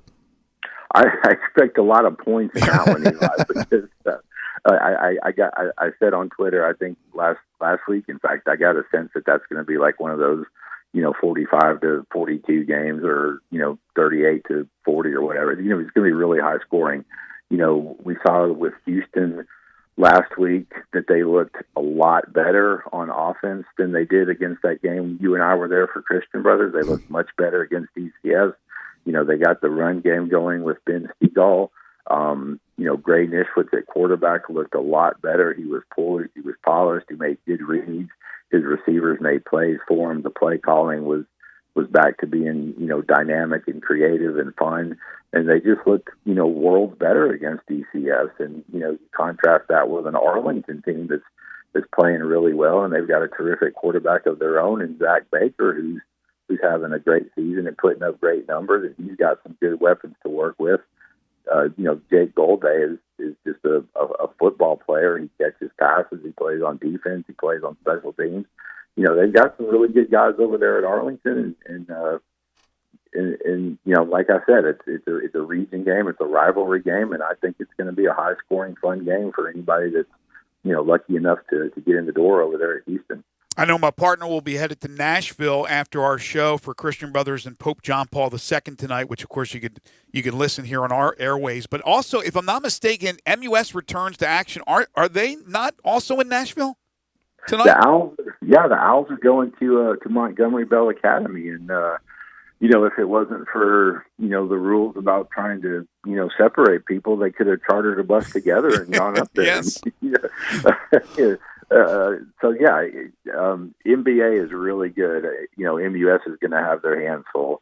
NBA looked really good last week against Briarcrest. They scored 42 points. They looks like they're going to have a potent offense, and MUS, like we saw against Christian Brothers, they kind of struggled. I'm really going to be curious to see how much they've improved. I mean, if I know that coaching staff as well as I think I do, I know they've been working really hard. I know they've, ironed out whatever they thought was wrong, and I know they're going to be better this week. But NBA on the road is going to be a tough ask, and in regards to Christian Brothers, I mean, the question is, how are they going to bounce back from that surprising loss to Bartlett? Is that going to be a bump in the road, or is that going to, shake their confidence further? My guess is they're going to bounce back and play well, but, PJP again is a very good team. So we'll see. I'll really be interested to see the outcome of those two games. Yeah, JP2 already beat Briarcrest. They're 4-0, so they're playing extremely well. And they got a massive offensive line coached by a former NFL offensive lineman, so not a real surprise that they might have some pretty big, good offensive linemen. The interesting thing, you talked about the chartering the bus, and I don't know what MUS is doing, but for Christian Brothers, they are not taking a bus. The players are responsible for getting there themselves. Really? Yeah, they have to get themselves there because they are not busing at all because of COVID. Wow. Yeah, and honestly, Eli, I'm pretty sure that's what MUS is probably doing as well. I was, kind of joking about the bus, but yeah, I now that you mention it, I'm sure that's what MUS is doing too. And in talking, to some of the parents, talking to some of these golf parents this week, for example, I mean, that's how they're going to have to do the state golf tournament this year. If you qualify for a team, and in the past you might have gone up on a little mini bus or a van or whatever, but everybody's going to have to get up to the state tournament on their own this year. And I would imagine it's exactly the same with the Owls and the Brothers, like you said. Because Christian Brothers is taking a small roster compared, like they're not bringing, they normally at a home game, you're dressing everybody and all that. I think they're bringing around 55 players compared to what they normally have. So I just thought maybe you'd have like an extra bus or something and you could spread them out. But no, they are not bussing up. It's every player for themselves to get themselves to Hendersonville for tonight's game. Wow, very, very interesting. So Hendersonville. So just how far is that outside of Metro Nashville? It's right out. It's still considered Nashville area. It's the Nashville metro. Gotcha. Yes, it's just north of Nashville proper. Okay, so both the MUS and Christian Brothers in that area. John, give me about a minute's worth of other games to look out for tonight, whether it be Mississippi teams, Arkansas teams, or Tennessee teams.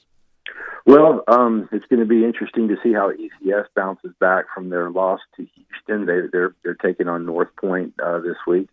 The game that I'm actually going to go to, and I'm actually going to it, particularly to see one player. I'm going to the Briarcrest St. Benedict game because I really want to see Walter Nolan in person. The talented number one ranked class of 2022 defensive lineman. I mean, here's a guy that's 6'4" and 300 pounds, and he's being recruited by everybody in everybody and their mother is wanting, to sign this kid to a scholarship, and he's at St. Benedict. So I really want to see what Walter has and what he's going to bring to the table against that good Briarcrest offense. And then, then of course our guys up in Covington are 4-0, and they're going to try to go to 5-0, and shoot, and it's just escaped my mind who they're playing, so I apologize. But as always, keep an eye on Covington because it looks like they're the real deal this year. Yeah, John, our buddy John, texted in and asked about Covington. Wanted you to comment on Covington. Who are they playing? Does it have it in the text? No, he just. So now I'm going to be curious to see. He just wanted to ask to get John to talk about Covington. Yeah, Covington is terrific. I mean, they get overlooked because of their location, but.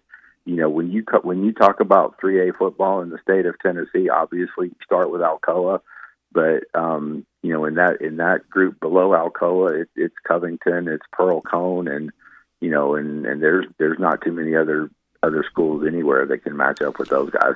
And somebody did text in, they said that the parents are responsible for getting the Christian Brothers players to Nashville. Yeah, I mean, I'm not saying that all the players. I'm just saying they're not taking a bus. That they are the family is responsible. Now, the good thing too about that is that at JP2, they're only up in Nashville. They're only doing 6 foot separation in the crowd. So they can fit like 1,000 people, I think, in their stadium. So the parents, while also getting their players there, will be able to go to the game rather than what you would have a situation here in Memphis where they probably wouldn't. They may not even be able to fit all those parents in the game. So all those parents are going. That means the home parents are going to be there. So an actual big crowd. Games being played at the high school level. Man, it's amazing, isn't it, John? Their AD told me I think they could fit right under 1,000 people. I think it was right around 1,000 people they could fit because they're doing 6 foot separation. Wow. Well, it sounds like it's going to be a great atmosphere, Eli. And I definitely encourage all the Brothers fans and all the local fans that can't make it to listen to your broadcast. And like I said, I'm excited to see how they bounce back because that loss last week doesn't have to define their season if they can come back with a really good performance tonight. John, give me 30, 45 seconds, whatever, on Mulqueen's ouster, since you also covered the 901 FC team for the Daily Memphian. Unfortunate, Greg. I think it just got to a point where, we've seen it, you've seen it, you've been to the games. This team has a penchant for, throwing away advantages and turning, potential wins into ties and potential ties into losses. And I think it's just one of those situations where it just got to be untenable, too much frustration. And, the old thing, you can't fire the player. So, who takes the fall? I mean, the timing here towards the end of the season might have been a little odd, but I just think it got to a point where, the ownership and the people in charge felt like a change had to be made. And I'll miss Coach Mulqueen. He's a good soccer man. I learned a lot just by listening to him talk about soccer and tactics. His experience is tremendous, but it just didn't work out, and we'll see who they can bring in for next season. He is John Var. Oh, go ahead, Eli. Covington's playing Westview. It's Martin Westview, right? Yeah. It'll be a tough game for Covington, but I think they got that one covered. John will have you covered tonight. Make sure to follow him on Twitter at John Varlas with all the updates on what's happening in prep football. He is John Varlas from the Daily Memphian, not only prep football, but all prep sports. He does an outstanding job, and he joins us every Friday during the high school football season to give us his insight. John, thank you so much. Really appreciate it. Have a great night. Okay, thank you too, guys. Take care. Take care. But another thing from Matt Norlander about Duke, and I was talking about this earlier, that Duke is probably not going to participate in the event that went from Maui to South Dakota. And I've just lost it. Here it is. Maui went. They didn't go from Maui to South Dakota. I'm sorry. The Bahamas to South Dakota. Maui went to Asheville. Yes, that's right. Get your random spot correct. That's right. But Norlander says that Duke is trying to pull off this event that they will host at Cameron, and will have to do with, let me see, it's specific here from Norlander. Let's see what he has. And this is interesting. Duke will try to build a multi-team event and would center around a theme and backdrop of social justice activism. So that's what Krzyzewski and Duke is trying to pull off. It does not look like they are going to opt in to play in South Dakota. We'll take a timeout. When we come back, we got 10 in a row, the game show that has swept the nation. You can jump on the phone lines right now at 360-8255 if you'd like to play 10 in a row. I think it's a fun question to talk about and try to answer. And then we'll get into the NBA from last night and Major League Baseball as well, as we are winding down with the Major League Baseball 60-game abbreviated regular season. This is Sports 56 Middays on Real Sports Talk, Sports 56, 96.1 and 87.7. Listen online anywhere, anytime at sports56whbq.com.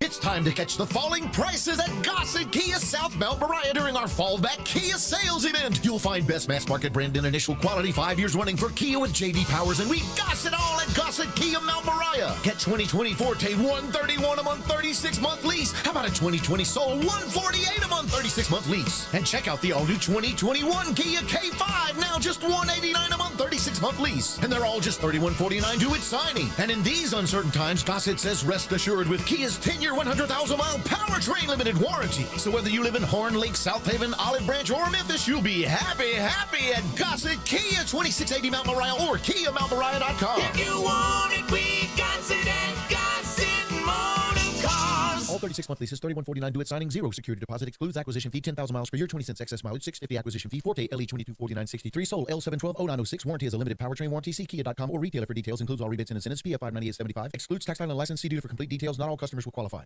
Brian Elder's Roofing Solutions. Chris Price here for Brian Elder Roofing. The storms we've had over the past several months have been devastating to our communities. The rainy season is ahead.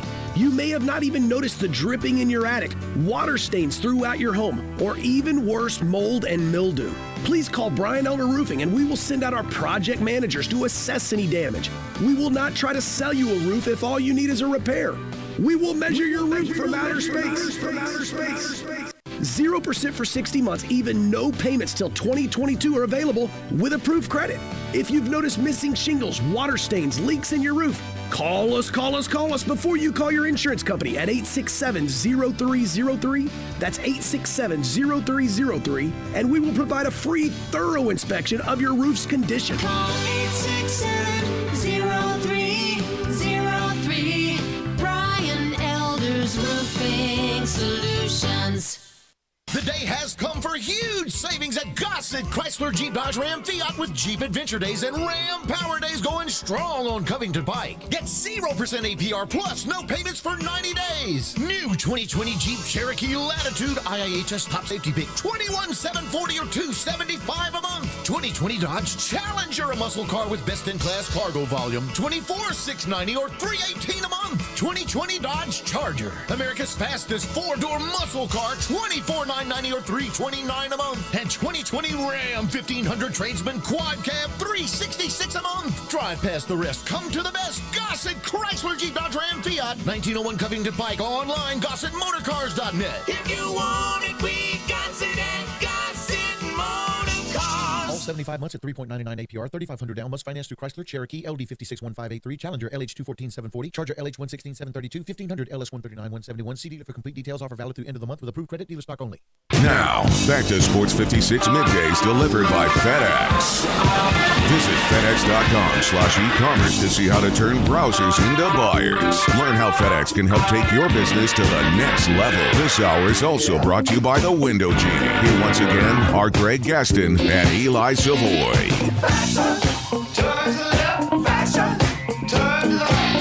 Got a text from one of our listeners who's watching the U.S. Open. We haven't had a chance to.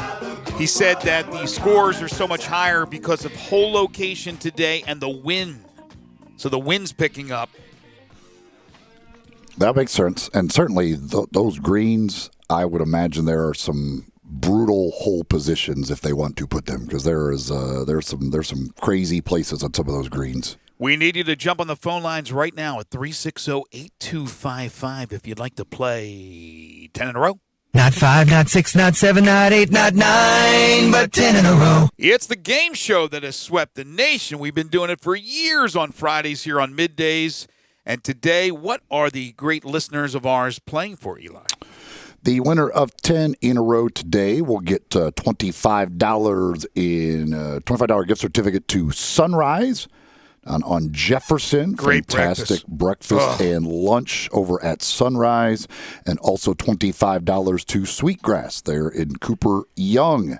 So $25 to Sunrise, $25 to Sweetgrass, going to the winner of 10 in a row. I think this is a fun question. I'm not going to say it's easy, but I think it's fun.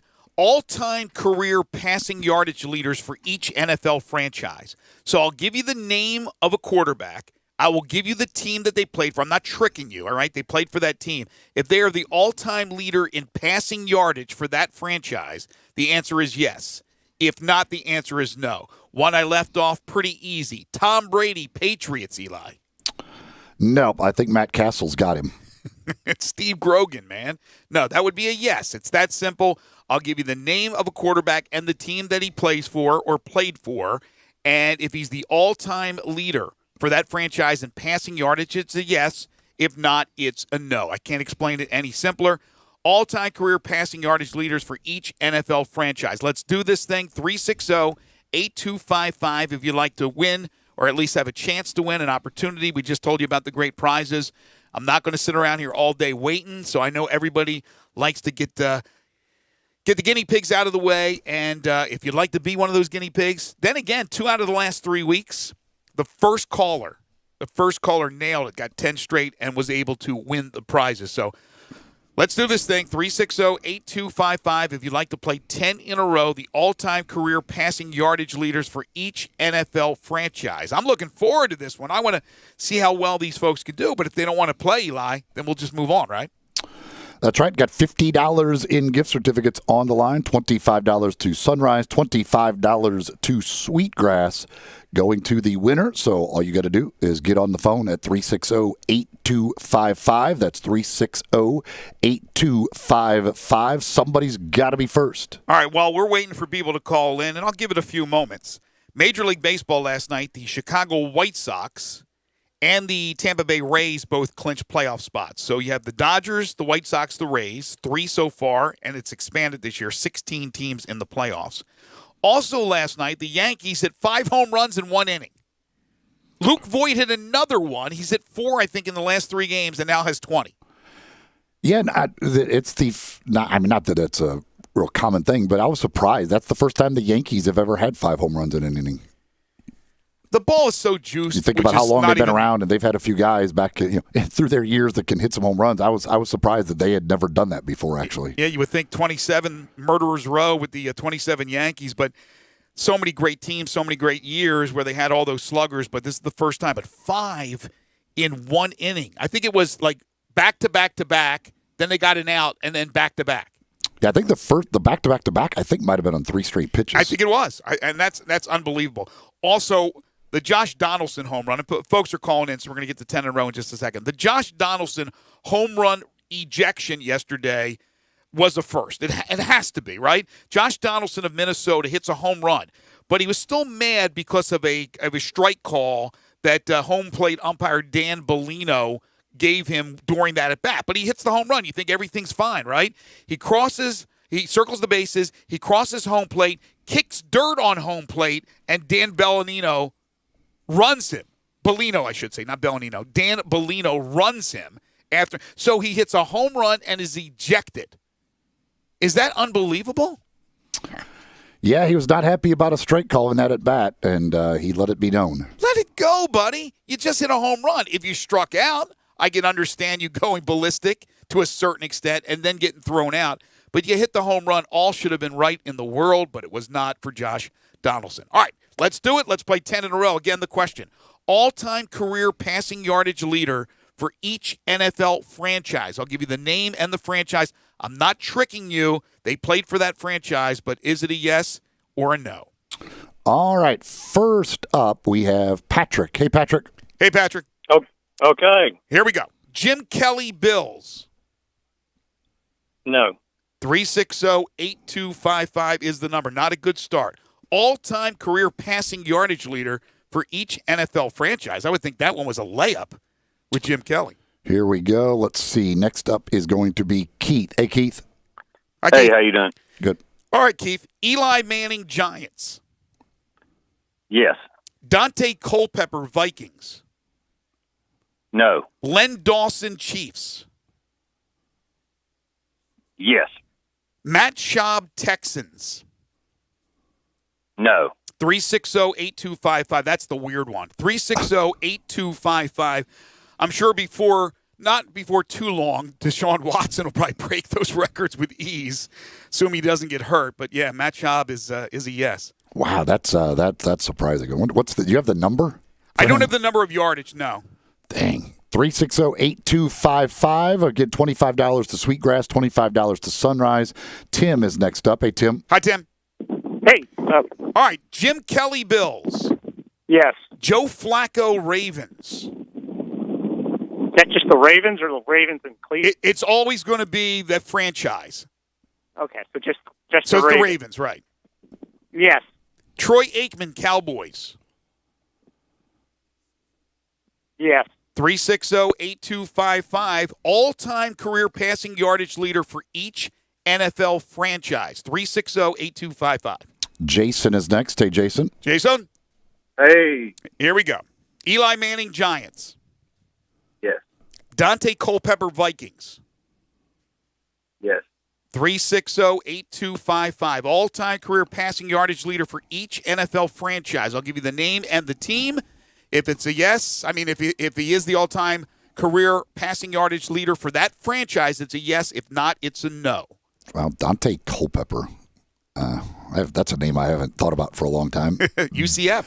Pride of UCF. Bill is next. Hey, Bill. Hi, Bill. Hey, guys. How you doing? Doing good. well. All right. Jim Kelly, Bills. Yes. Joe Flacco, Ravens. No.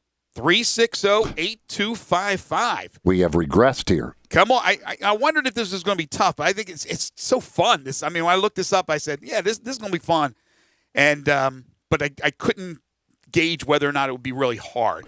Got some open lines, right? Got a couple of open lines here. 360-8255. Again, playing for $25 to Sunrise as well as $25 to Sweetgrass. So you could get on the line and be next if Tim does not win. Let's try Tim. Hey, Tim. Hi, Tim. Hey, guys. How are you? Doing good. Hope you're better luck than the other Tim that did not do well. I'm trying.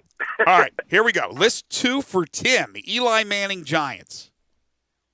Yes. Dante Culpepper, Vikings. No. Len Dawson, Chiefs. Yes. Matt Schaub, Texans. No. 360-8255. That's the one that gets you every time. Matt Schaub, Texans. Hasn't been a good week for Tim's here locally, so that's not a surprise. That's true. 360-8255, the number. Kevin is next up. Hey, Kevin. Hi, Kevin. Hey, what's up? Jim Kelly, Bills. Yes. Joe Flacco, Ravens. Yes. Troy Aikman, Cowboys. No.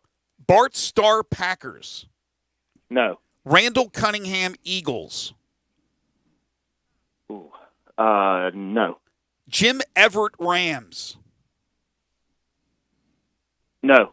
360-8255. That's another one that is startling. Chris Everett. No, Jim Everett. 360-8255. Next up, we've got Jim. Hey, Jim. Hi, Jim. Hey, how you guys? Good. Doing You're good. not Jim Everett, are you? All right, here we go. Eli Manning, Giants. Yes. Dante Culpepper, Vikings. No. Len Dawson, Chiefs. Yes. I'll say this one slow. Matt Schaub, Texans. Yes. Bernie Kosar, Browns. No. Sid Luckman, Bears. No. Kurt Warner, Cardinals. Yes. 360-8255. 360-8255 is the number. Open lines.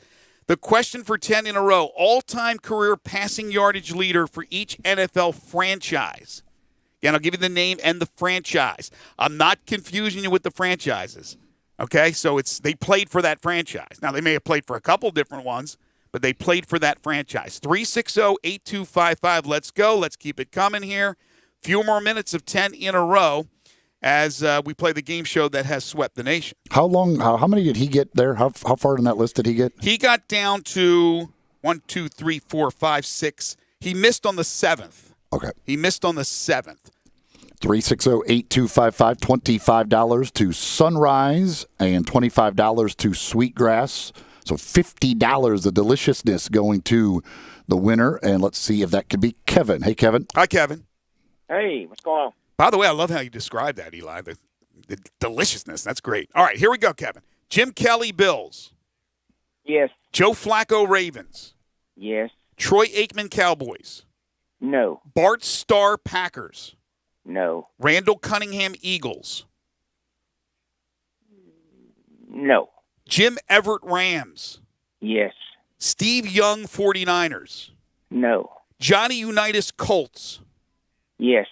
360-8255. 360-8255. That's a tough one. All right, who's next? Next up, we go to Charles. Hey, Charles. All right, let's see if Charles is in charge. Here we go. Eli Manning, Giants. Yes. Dante Culpepper, Vikings. No. Len Dawson, Chiefs. Yes. Matt Schaub, Texans. Yes. Bernie Kosar, Browns. No. Sid Luckman, Bears. No. Kurt Warner, Cardinals. No. Steve Bartkowski, Falcons. No. Derek Carr, Raiders. No. Oh, man, I thought he was going to have it. That was down to our ninth right there. 360-8255. Who's next? Next up, we go to Josh. Hey, Josh. Hello, Josh. Hey guys, how's it going? Good. We're getting close. We're getting close on both lists. Jim Kelly, Bills. Yes. Joe Flacco, Ravens. No. 360-8255. We don't want to go the other way now. All-time career passing yardage leaders for each NFL franchise. Do have a couple of open lines here. 360-8255. I get a chance to win $25 to Sunrise, $25 to Sweetgrass. George is next up. Hi, George. Okay, let's go. Eli Manning, Giants. Yes. Dante Culpepper, Vikings. No. Len Dawson, Chiefs. Yes. Matt Schaub, Texans. Yes. Bernie Kosar, Browns. No. Sid Luckman, Bears. No. Kurt Warner, Cardinals. Nope. Steve Bartkowski, Falcons.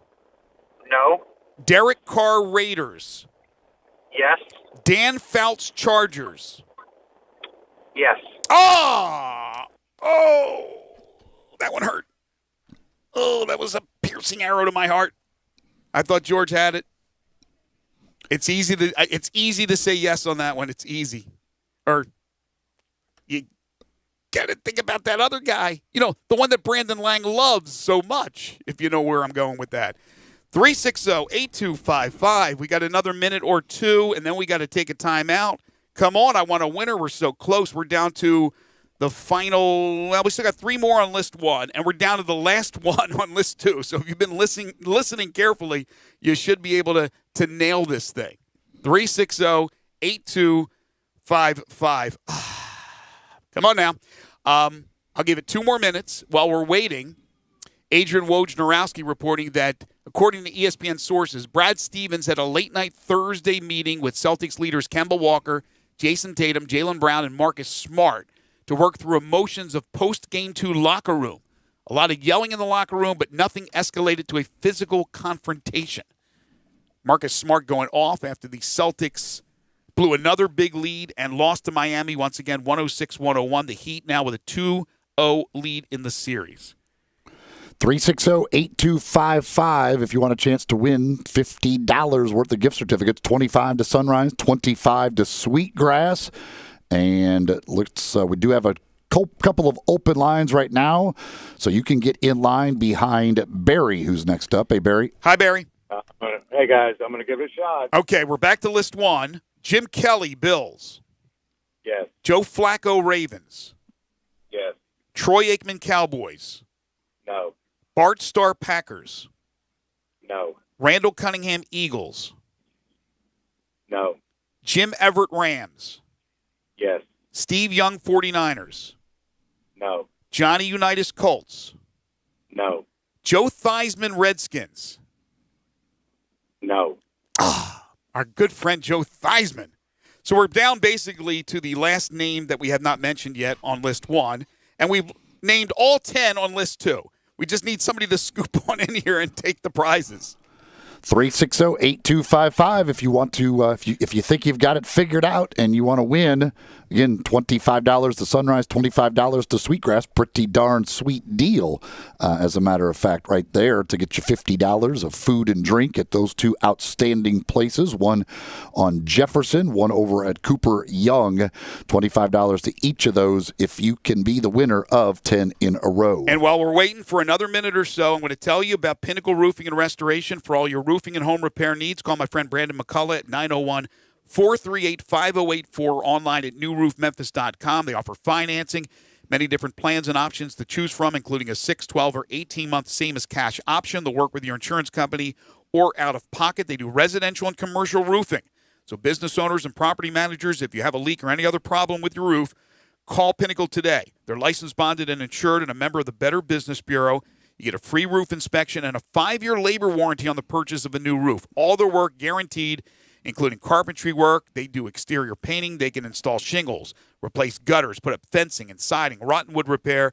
Quality work at a very reasonable price. Pinnacle Roofing and Restoration for all your roofing and home repair needs. Call my friend Brandon McCullough at 901-438-5084. Tell him I sent you, or go online to newroofmemphis.com. So before we go back here, yesterday the total score at the U.S. Open round 1 was plus 369. Right now, just about halfway through round 2, it's currently plus 313. Wow. What a difference a day makes, as Freddie Fender once said. All right, we got people on the line. Speaking of Freddie, he's next. What's up, Freddie? How about that? How ironic. Hi, Freddie. Hey. All right, here we go. Hear me? Yep, we can hear you. All It's all-time career passing yardage leaders for each NFL franchise. Eli Manning, Giants. Yes. Dante Culpepper, Vikings. Oh, no. Len Dawson, Chiefs. Yes. Matt Schaub, Texans. Yes. Bernie Kosar, Browns. No. Sid Luckman, Bears. No. Kurt Warner, Cardinals. Yes. I know he's confused with the Rams-Cardinals thing there. All right, who's next? Bill is next. Hey, Bill. Hi, Bill. I'm ready. All right, Jim Kelly, Bills. Yes. Joe Flacco, Ravens. Yes. Troy Aikman, Cowboys. No. Bart Starr, Packers.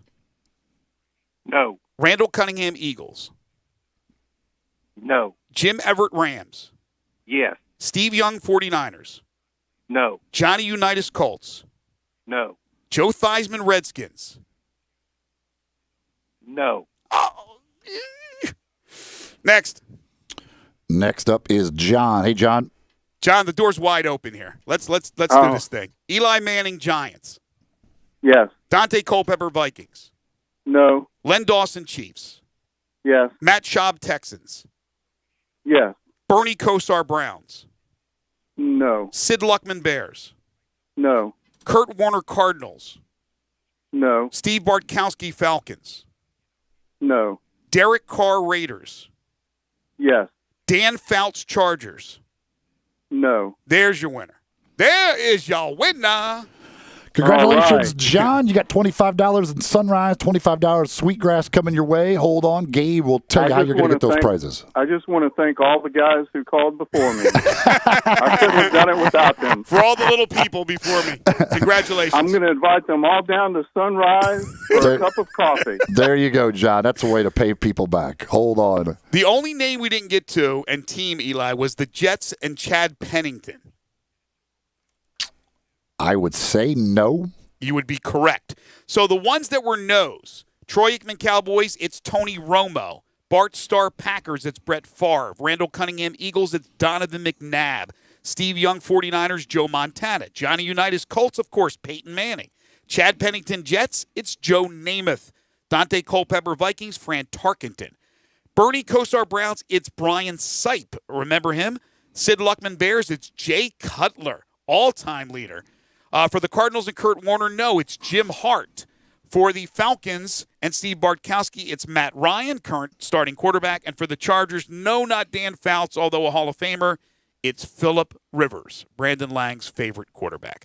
We'll take a timeout. This is Middays on Real Sports Talk, Sports 56, 96.1 and 87.7. Sports Time on Sports 56 with Wallo and Stats. Weekday afternoons from 3 till 6. Right here on Sports 56, 96.1 and 87.7 FM. Looking for a high-efficiency planting solution? The Case IH 2150 Early Riser Planter combines the industry's most accurate planter technologies with a rugged row unit for fast and uniform emergence. The Case IH 2150 Early Riser operates at your speed and adapts to unique field conditions so that you can maximize your yield potential.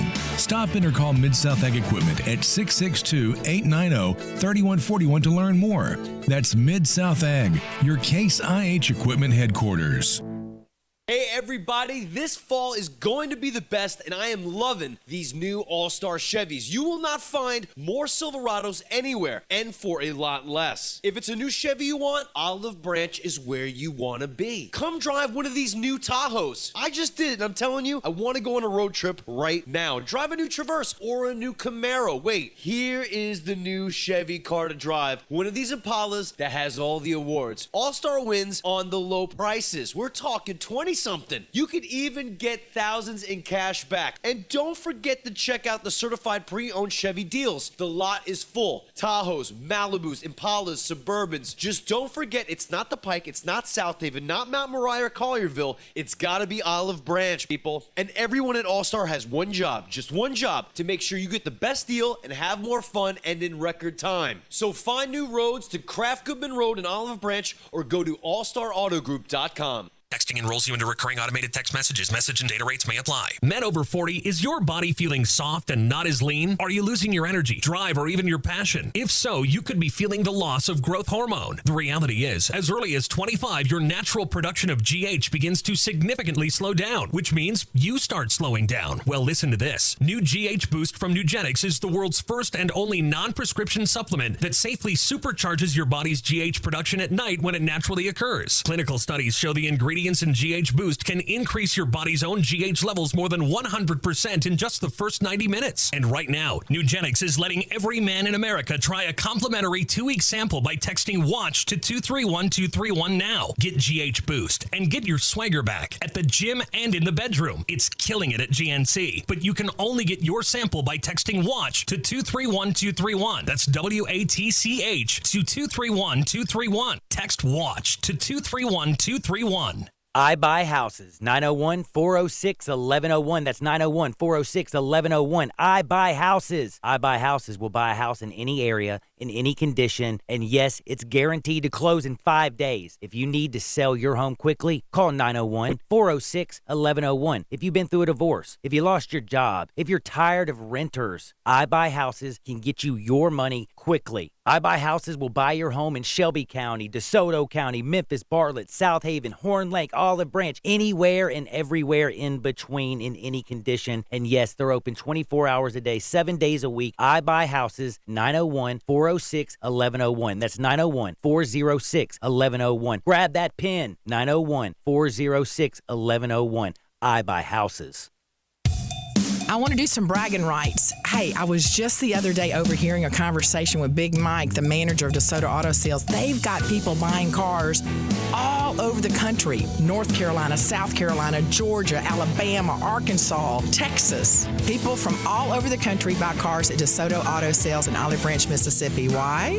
DeSoto Auto Sales has the most stringent car inspection in America. They get it right the first time.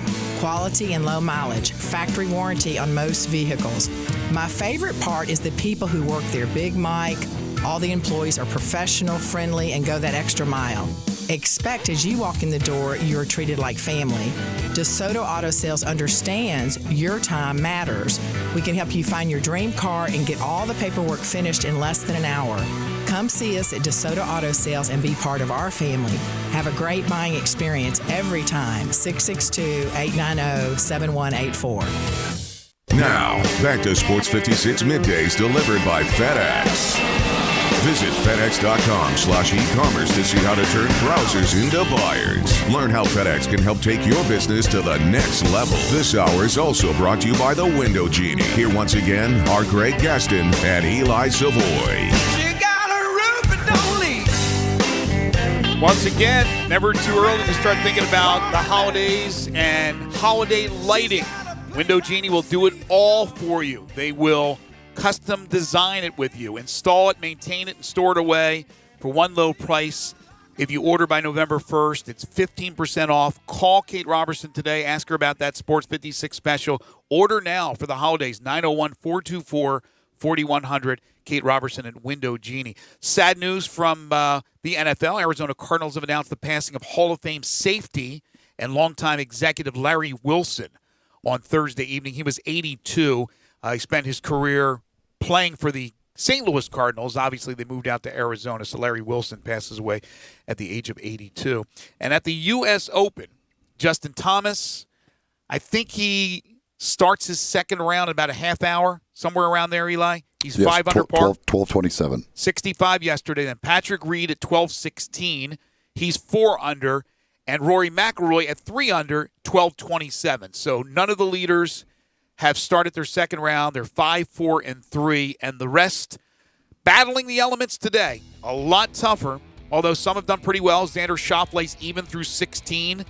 He's at 2 under. Rafael Cabrera-Bello shot an even around 70. He's at 2 under. Jason Kokrak just started his round. He's 2 under. Brendan Todd and Harris English also shot 2 unders yesterday. Tiger Woods begins when? He's 3 over. 12:27 it looks like. Yeah, he's with is he with Rory? No, he's with Justin Thomas, I think, isn't he? Yes, I think that's right. I can't remember who that, but Bubba Watson has got the low round of the day. He fired a 1 under. Daniel Berger is 2 under on his round, playing number 18. Berger right now at 2 under for his round has moved up 52 spots. Bubba with a 1 under round moved up 38 spots. The projected cut is 4 over, but obviously that's fluid.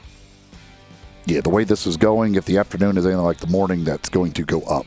And I wouldn't be shocked if the afternoon goes like the morning, there's a good chance you'll see Cabrera-Bello or Schauffele as your leader going into the weekend. That's a good point. Yep, a lot different than it was yesterday. When we come back, our final hour of the week, we'll kick things off with our 5 favorite songs. Again, the topic today is high or higher or highest. Get your lists in via the First Bank text line at 67129. If you're watching us live, you can message us with those lists at Sports56 WHBQ on Twitter, Facebook, YouTube, Periscope, and Instagram. We'll talk NBA with Colin Ward-Henninger. That'll be coming your way at 12:25. This is Middays on Real Sports Talk, Sports 56, 96.1 and 87.7.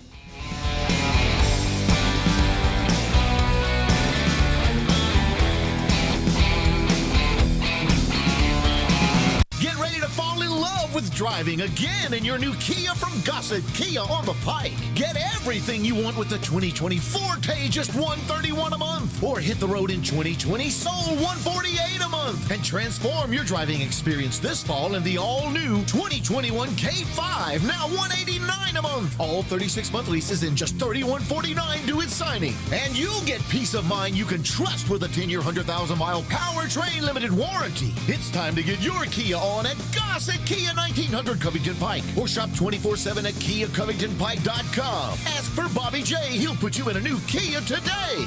If you want it, we got it at Gossett Motor Cars. All 36-month leases, $31.49 due at signing, 0 security deposit, excludes acquisition fee, 10,000 miles per year, 20 cents excess mileage, $650 acquisition fee, Forte LE 2249.63, Soul L7120906, K5MG 003-199. Warranty is a limited powertrain warranty. See Kia.com or retailer for details. Includes all rebates and incentives. PF 598.75. Excludes tax, title, and license. See dealer for complete details. Not all customers will qualify. And paid for by Progression. Are you being denied credit? Are you getting hit with high interest rates because of a low credit score? Bad credit happens to good people. In fact, millions of Americans are victims of incorrect or unfair items on their credit report without even knowing. But don't worry, because the Credit Repair Helpline is here for you. We'll communicate with creditors and the credit bureaus on your behalf to address unfairly reported items like late payments, collections, charge-offs, and even bankruptcies, which can lead to a higher credit score. Our proven process has helped hundreds of thousands of people just like you see meaningful improvements to their credit profile. Working to repair your credit today can help you get the new car, new home, or new job you've always wanted.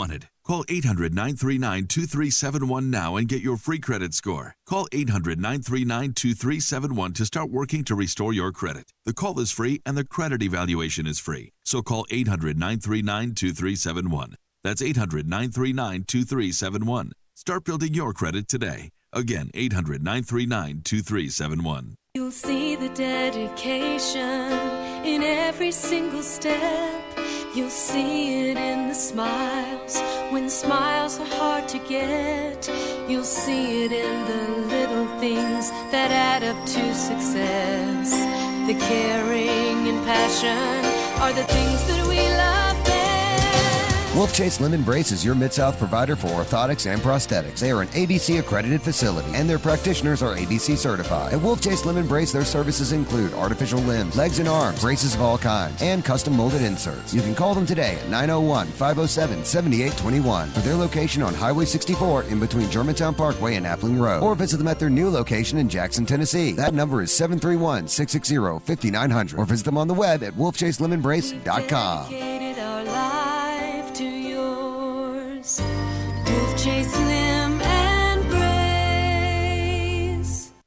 Hi, this is Troy Fiveash, owner of Fiveash Roof Services. You've heard me talk about how we offer the best products, the best warranties, and the best services for years. Now let's talk about pricing. Pricing should never be the only reason you hire a contractor, but in today's world, pricing is always a consideration. So we suggest you get 2 or 3 estimates for your roof replacement from a reputable, licensed, and insured company, and then give us a call. If we can't beat your best price for a comparable roof system by more than $100, we'll give you $100. It's that simple. We are so sure we can offer you the best price, beating all other qualified companies. We will hand you $100 if we can't, and thank you for the opportunity. So give us a call. What's the worst thing that's going to happen? Make $100?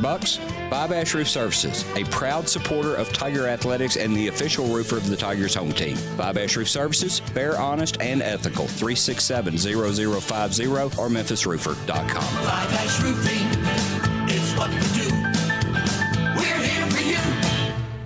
All 75 months at 2.99 APR, G4, LHFO 7472, Outlander, LU 029957, Eclipse, LZO 15617. Includes all rebates and incentives, PF 59875, excludes tax, title, and license, offer valid through end of the month with approved credit, dealer stock only. See dealer for complete details. Gossett's Mitsubishi Madness is in full swing at Gossett Mitsubishi on the Pike, and you'll find deals to get this party started. 2020 Mitsubishi Mirage G4 gets 41 MPG Highway. We Gossett at $139 a month or buy for $12,435. 2020 Mitsubishi Outlander Sport, built to handle any adventure at $229 a month or buy for $18,573. And take the 2020 Mitsubishi Eclipse Cross for a spin at $19,107 or $229 a month. Get confidence today, tomorrow, and long into the future with a 10-year, 100,000-mile powertrain warranty. Mirage G4, $139 a month. Outlander Sport, $229 a month. And Eclipse Cross, $229 a month. So get to Gossett Mitsubishi today, 1870 Covington Pike, or shop online at memphismitsubishi.com. If you want it, we got it at Gossett Motor Cars.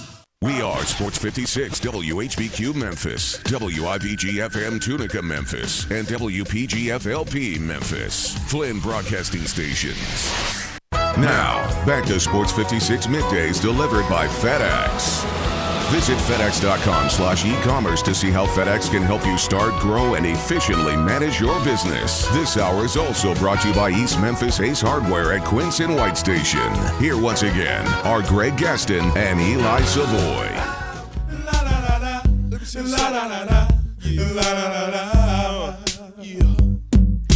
I was gonna clean my room until I got high. I was gonna get up and find the broom, but then I got high. Oh, my gosh. Welcome back, everybody. Hour 3 of the program. And I know why. Why, man? Yeah, because I got high. Because I got high. Great song. Very educational for all the kids out there listening to the show. Don't take that to heart, my friends. Who is that, Gabe? Afro Man. Afro Man. I like Afro Man. And the name of the song is what? Because I got high. Because I got high. Makes sense. Today's topic, which we'll get to in just a moment for 5 favorite songs, is high or higher or highest. Greg Gaston, Eli Savoy, Gabe Kuhn. Final hour for us this week here on Sports 56 Middays. Sports 56 Middays is delivered each and every day by our title and presenting sponsor, and that is FedEx. COVID-19 has changed the world and our way of life, but rest assured that FedEx is still here, open and ready to deliver for you. Learn more at FedEx.com/coronavirus. We are in the Family Leisure Studios where family and fun come together. Family Leisure, 2120 Whitten Road, just north of I-40, the world's biggest spa sale going on right now. And the third hour of the program also brought to you by East Memphis Ace Hardware, and I'll give you more of the particulars a little bit later on in the hour, but they're at 5143 Quince Road, right next door to Billy Hardwick's All-Star Lanes. AceHardware.com, online with free shipping. Call them at 901-683-8688. What's interesting, Eli, we mentioned earlier Giannis Antetokounmpo winning the MVP, the NBA's final award. So later today, I think after we get off the airwaves, the voters and their ballots will be released so people can see who voted for who and whatever that is. Obviously, that is something that John Moran has been counting down the days for the Rookie of the Year award, which he was one vote shy of being unanimous. And he has said many times through social media that he wants to find out who did so. Not that he's going after that person. He's not going to beat him up or attempt to try to do that. He's talking about motivation. And he's really curious. I'm sure he will, as soon as he knows who that is, will tweet something to that person. Whatever it takes, right? Whatever can motivate you, I guess. But Josh seems to take that to heart. Also, from the recruiting trails for the University of Memphis, according to Go Tigers 247, Jordan Nesbitt has narrowed his list down to 3: Memphis, St. Louis, and Illinois. I'm going to assume this kid's from the St. Louis area. He's got Illinois, St. Louis in his final 3, and then Memphis. So, again, Jordan Nesbitt, who is a kid that Memphis is obviously very after and high on their recruiting list. By the way, one other thing, Major League Baseball note. The Yankees we were talking about this, Eli, with the 5 home runs in 1 inning. And remember, Aaron Judge is not even back yet, and they just got Stanton back. The Yankees hit 19 home runs in their 3-game series against the Blue Jays. That's the most in a single series of any length in Major League Baseball history. Don't tell me that ball's not juiced. It was juiced last year. It's juiced again this year. Time now for our 5 favorite songs. 5 favorite songs.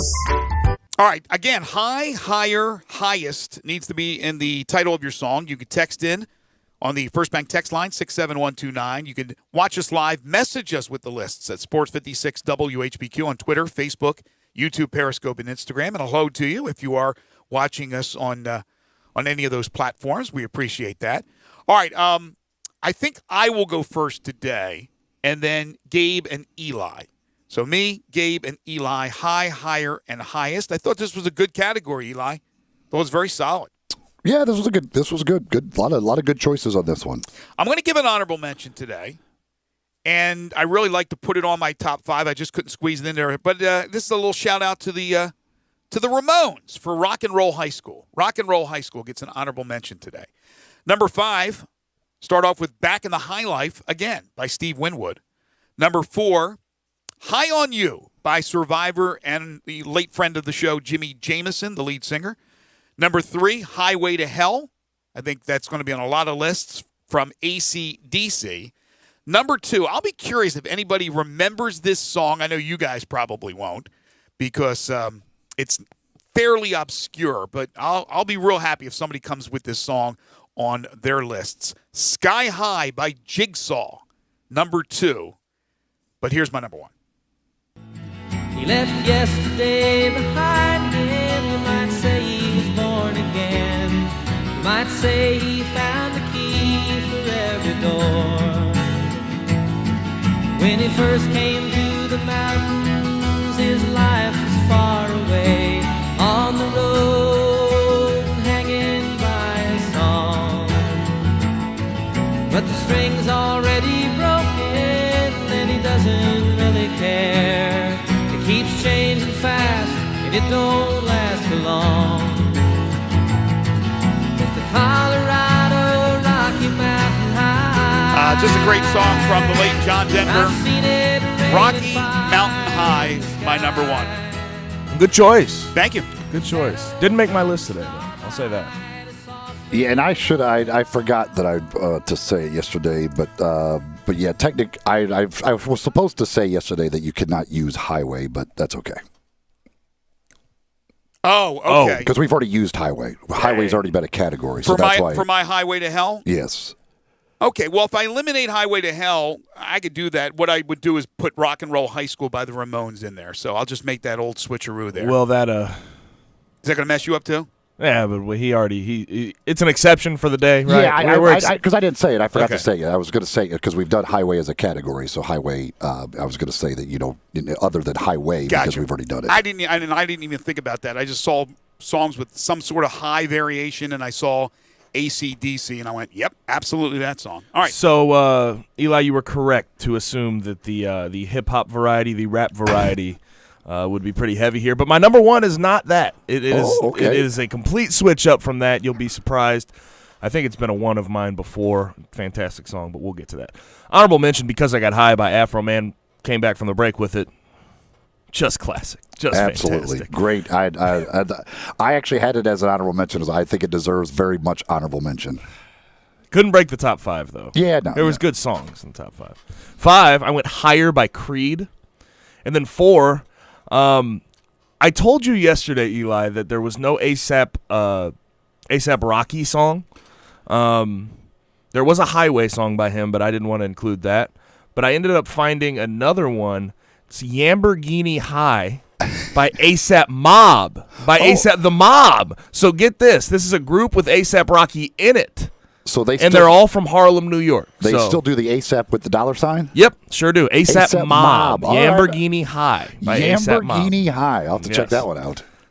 Yeah, I bet you will. You got a long drive today. I know. Hey, I got a lot of time today. I got 6 hours of driving today. 3, High Demand by Future. 2, So High by Wiz Khalifa. And then number 1. I was a sailor. I was born upon the tide. With the sea I did abide. I sailed a schooner around the Horn of Mexico. I went aloft to furl the mainsail in a blow. And when the yards broke off, they said that I got killed. But I'm living still. Highwayman by the Highwaymen. If I would have known Highway was not that's accepted, it would have. Again, I did not point it out, so it's a good song, man. We talked about this the last time when it was Highway as the topic. I actually thought about it last night when I was getting ready to go through these, and I was like, oh, I forgot to say that you can't use Highway because that was already done. But well, the other thing was, although our listeners, I can play Lamborghini High if you want me to. I give her our listeners. From just what the ones I've seen so far, like looking over, I don't know that there's I haven't seen a Highway yet. So I think mentally, like I did, like telepathic to them apparently. I almost texted you and said, "Can you use hello?" But I figured you didn't want that part of it, so I left that out. And that may be something we've done already, or we'll do in the future with hello. Yeah, when you brought that up, I was like, why would hello be? Well, hi, hello. You ever seen Seinfeld, the episode where Kramer gets the $20, whatever, he goes in the bank because they didn't give him a proper hello? Well, you got a hi. You got a, how you doing? It's all, they all group it into one. That's why I grouped it in with the hires. All right, what do you got, Eli? All right, as I mentioned, got honorable mention for Because I Got High. Got to get there. Number 5, Rocky Mountain High, John Denver. Number 4, Ain't No Mountain High Enough, Marvin Gaye and Tammy Terrell. Mm-hmm. Number 3, Higher Ground, Stevie Wonder. Number 2, The Tide is High by Blondie. Good one. And number 1,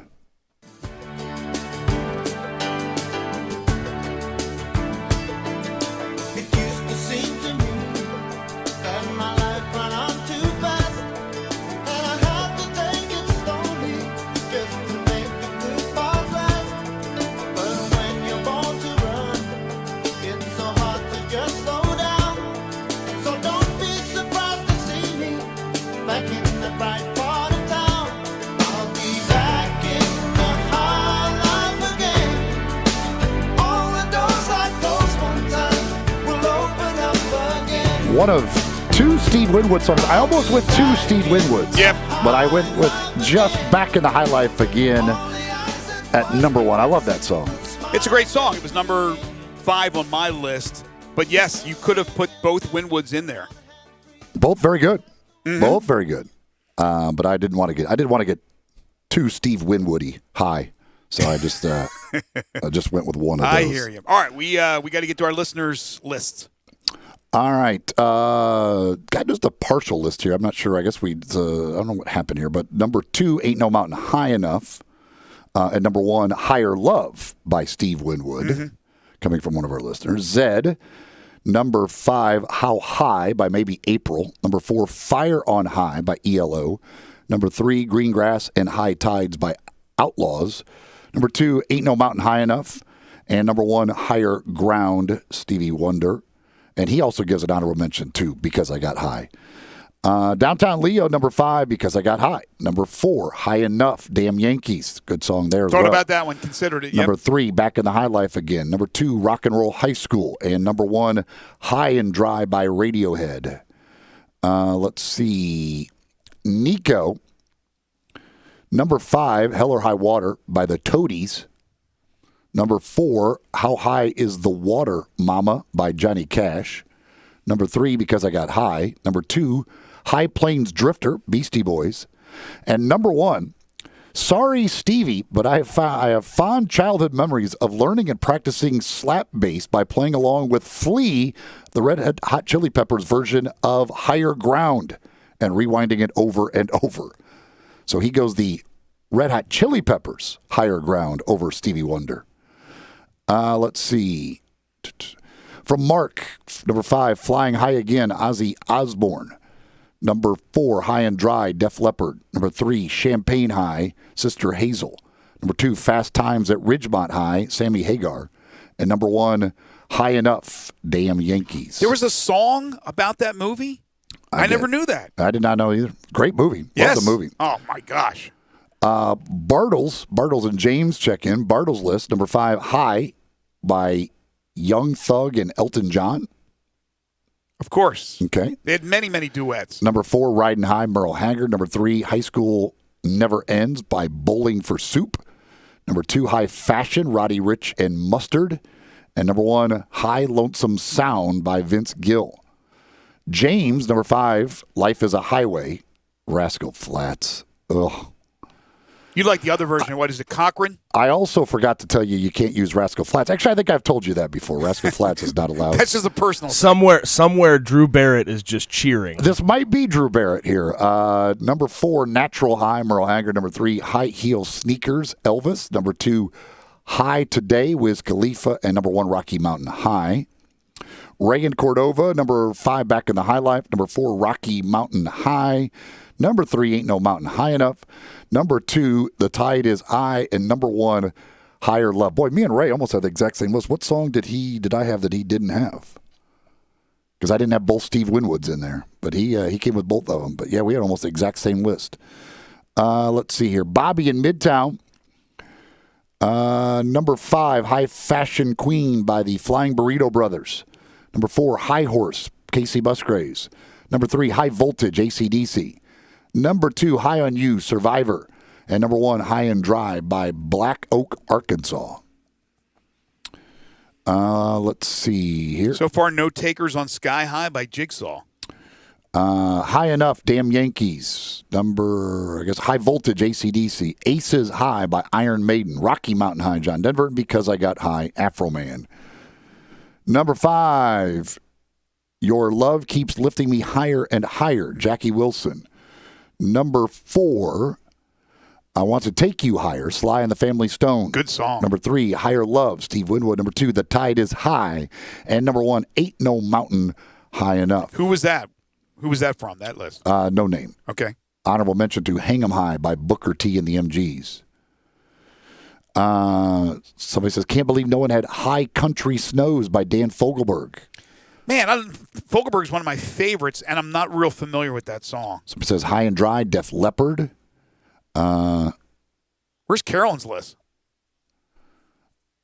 I think she was the one that had the partial list earlier. I only got number 2 and 1 from her for some reason. Let's see here. John, Because I Got High. High Enough. High by Emmy Rossum. High on You by Survivor. And Back in the High Life Again. Brandy on Facebook. Hi, How Are You by Hazard Click and Beat Nerds. Sure. I'll go with that. 4, High You Are. What the heck? By What's So Not and Branches. Okay, we're just making crap up at this point. Wait to this one. Number 3, Levi High by Danny Lee and DaBaby. DaBaby. Number 2, High Notes, Hank Williams Jr. And number 1, Northumberland High by Hannah Montana. Hannah Montana. Love me some Hannah Montana. Bobby on Facebook. Number 5, Highway 20 Ride, Zach Brown Band. Number 4, Ain't No Mountain High Enough. Number 3, High School Confidential, Jerry Lee Lewis. Number 2, Riding High by, what is that? Georgia? Georgia Boys. Yeah. Okay, I got it. Number 1, Higher by Creed. Honorable mention to High Tide Boogie, Lawrence Welk. Billy, High Cotton, Alabama. Good song. Number 4, Red High Heels, Kelly Pickler. Number 3, High Cost of Living, Jimmy Johnson. Number 2, Go Rest High on the Mountain, Vince Gill, Patty Loveless, Ricky Skaggs. Number 1, High Tech Redneck, George Jones. Honorable mention to High Horse, Casey Musgraves, and High Hopes by Bing Crosby. Yeah, that's a song that hasn't really been mentioned till now. High Hopes, if that's the same one, you got High Hopes, that song. That Sinatra has had High Hopes, I think. Is that it? Let's see. Somebody says, Go Rest High on the Mountain, Vince Gill, because I got high. John says Miller High Life commercial. Higher Love. Let's see here. Somebody says, Greg, pull up High Country Snows. Great song. That's the one that from I will. Whoever they said. Dan Fogelberg. Fogelberg, sure. The late, great Dan Fogelberg. I think that's all of them. I don't know. I can't even see anymore. I'm trying to figure out who the hell some of these artists are. And for you folks, listen to Sky High by Jigsaw. And then tell me Monday if you liked it. Jigsaw. A one-hit wonder, I think, in Sky High. All right, so what's our assignment for the weekend? Got somebody else checks it with Can't Get High by Widespread Panic. What do you got for Monday? Yeah. For Monday, the word of the day is go. Go. So you go ahead and get your lists in for Monday whenever you want. Go. No rush. Going would work, obviously. Go. But not go, gone, go. right? No, not gone. Go or going. Go or going. All right, when we come back, we're going to talk NBA with Colin Ward Henninger. This is a great song. Tammy, who is it? Tammy Terrell and Marvin Gaye. And Marvin Gaye to take us to the break.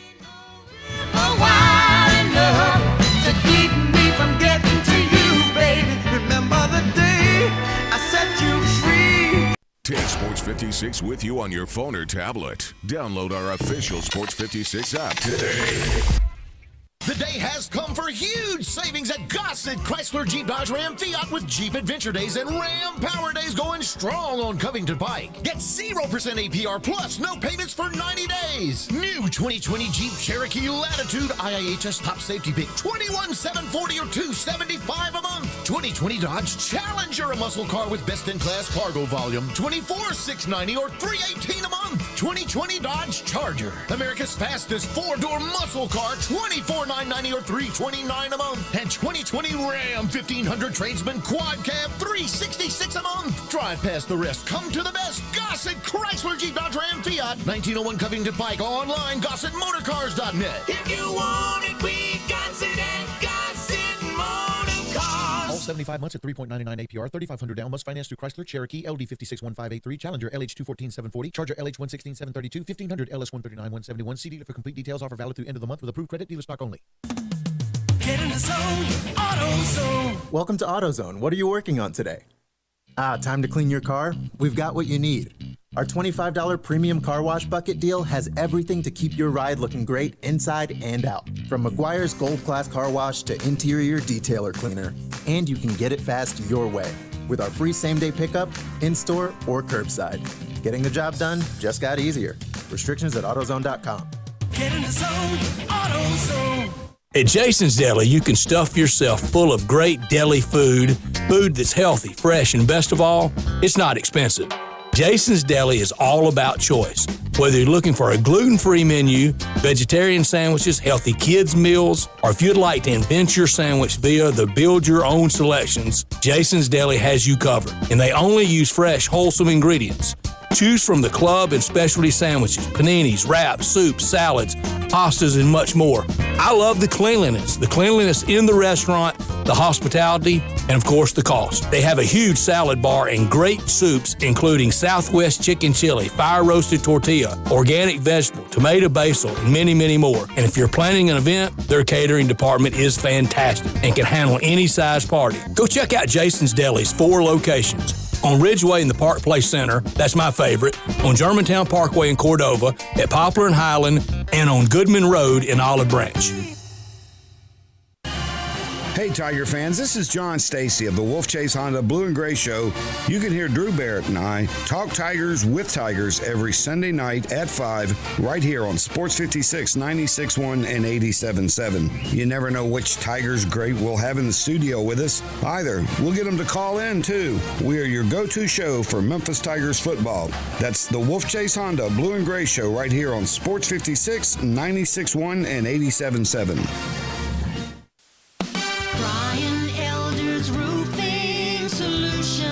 Chris Price here for Brian Elder Roofing. The storms we've had over the past several months have been devastating to our communities. The rainy season is ahead. You may have not even noticed the dripping in your attic, water stains throughout your home, or even worse, mold and mildew. Please call Brian Elder Roofing and we will send out our project managers to assess any damage. We will not try to sell you a roof if all you need is a repair. We will measure your roof from outer space. 0% for 60 months, even no payments till 2022 are available with approved credit. If you've noticed missing shingles, water stains, leaks in your roof, call us before you call your insurance company at 867-0303. That's 867-0303, and we will provide a free, thorough inspection of your roof's condition. Call 867-0303. Brian Elder's Roofing Solutions.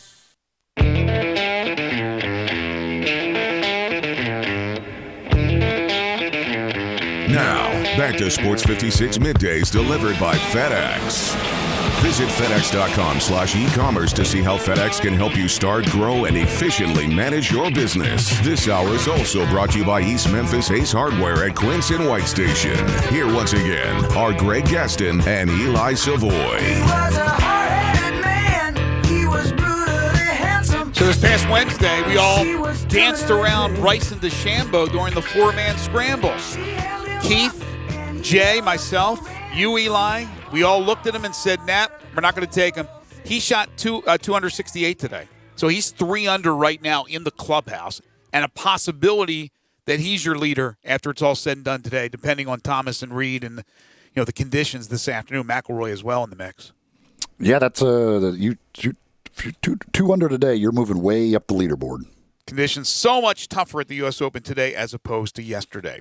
Well, the Western Conference Finals begin tonight from the bubble with the Lakers in Denver. Meanwhile, Miami a 2-0 lead over the Celtics in the Eastern Conference Finals. And joining us now to talk some NBA is Colin Ward-Henninger, NBA writer-reporter for CBSSports.com and CBS Sports HQ. You can follow him on Twitter at Colin CBS Sports, and he joins us now on Middays. How are you, Colin?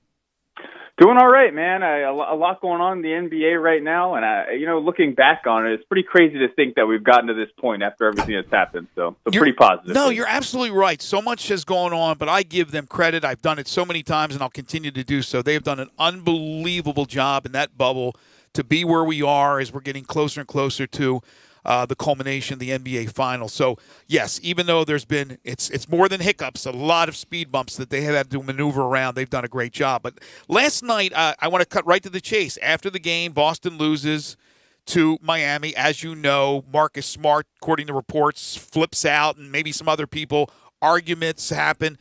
Do you know from maybe your insiders if this is Smart just kind of letting out air and just mad overall that the team is down 2-love, or was there anything and anybody specifically that he was mad at?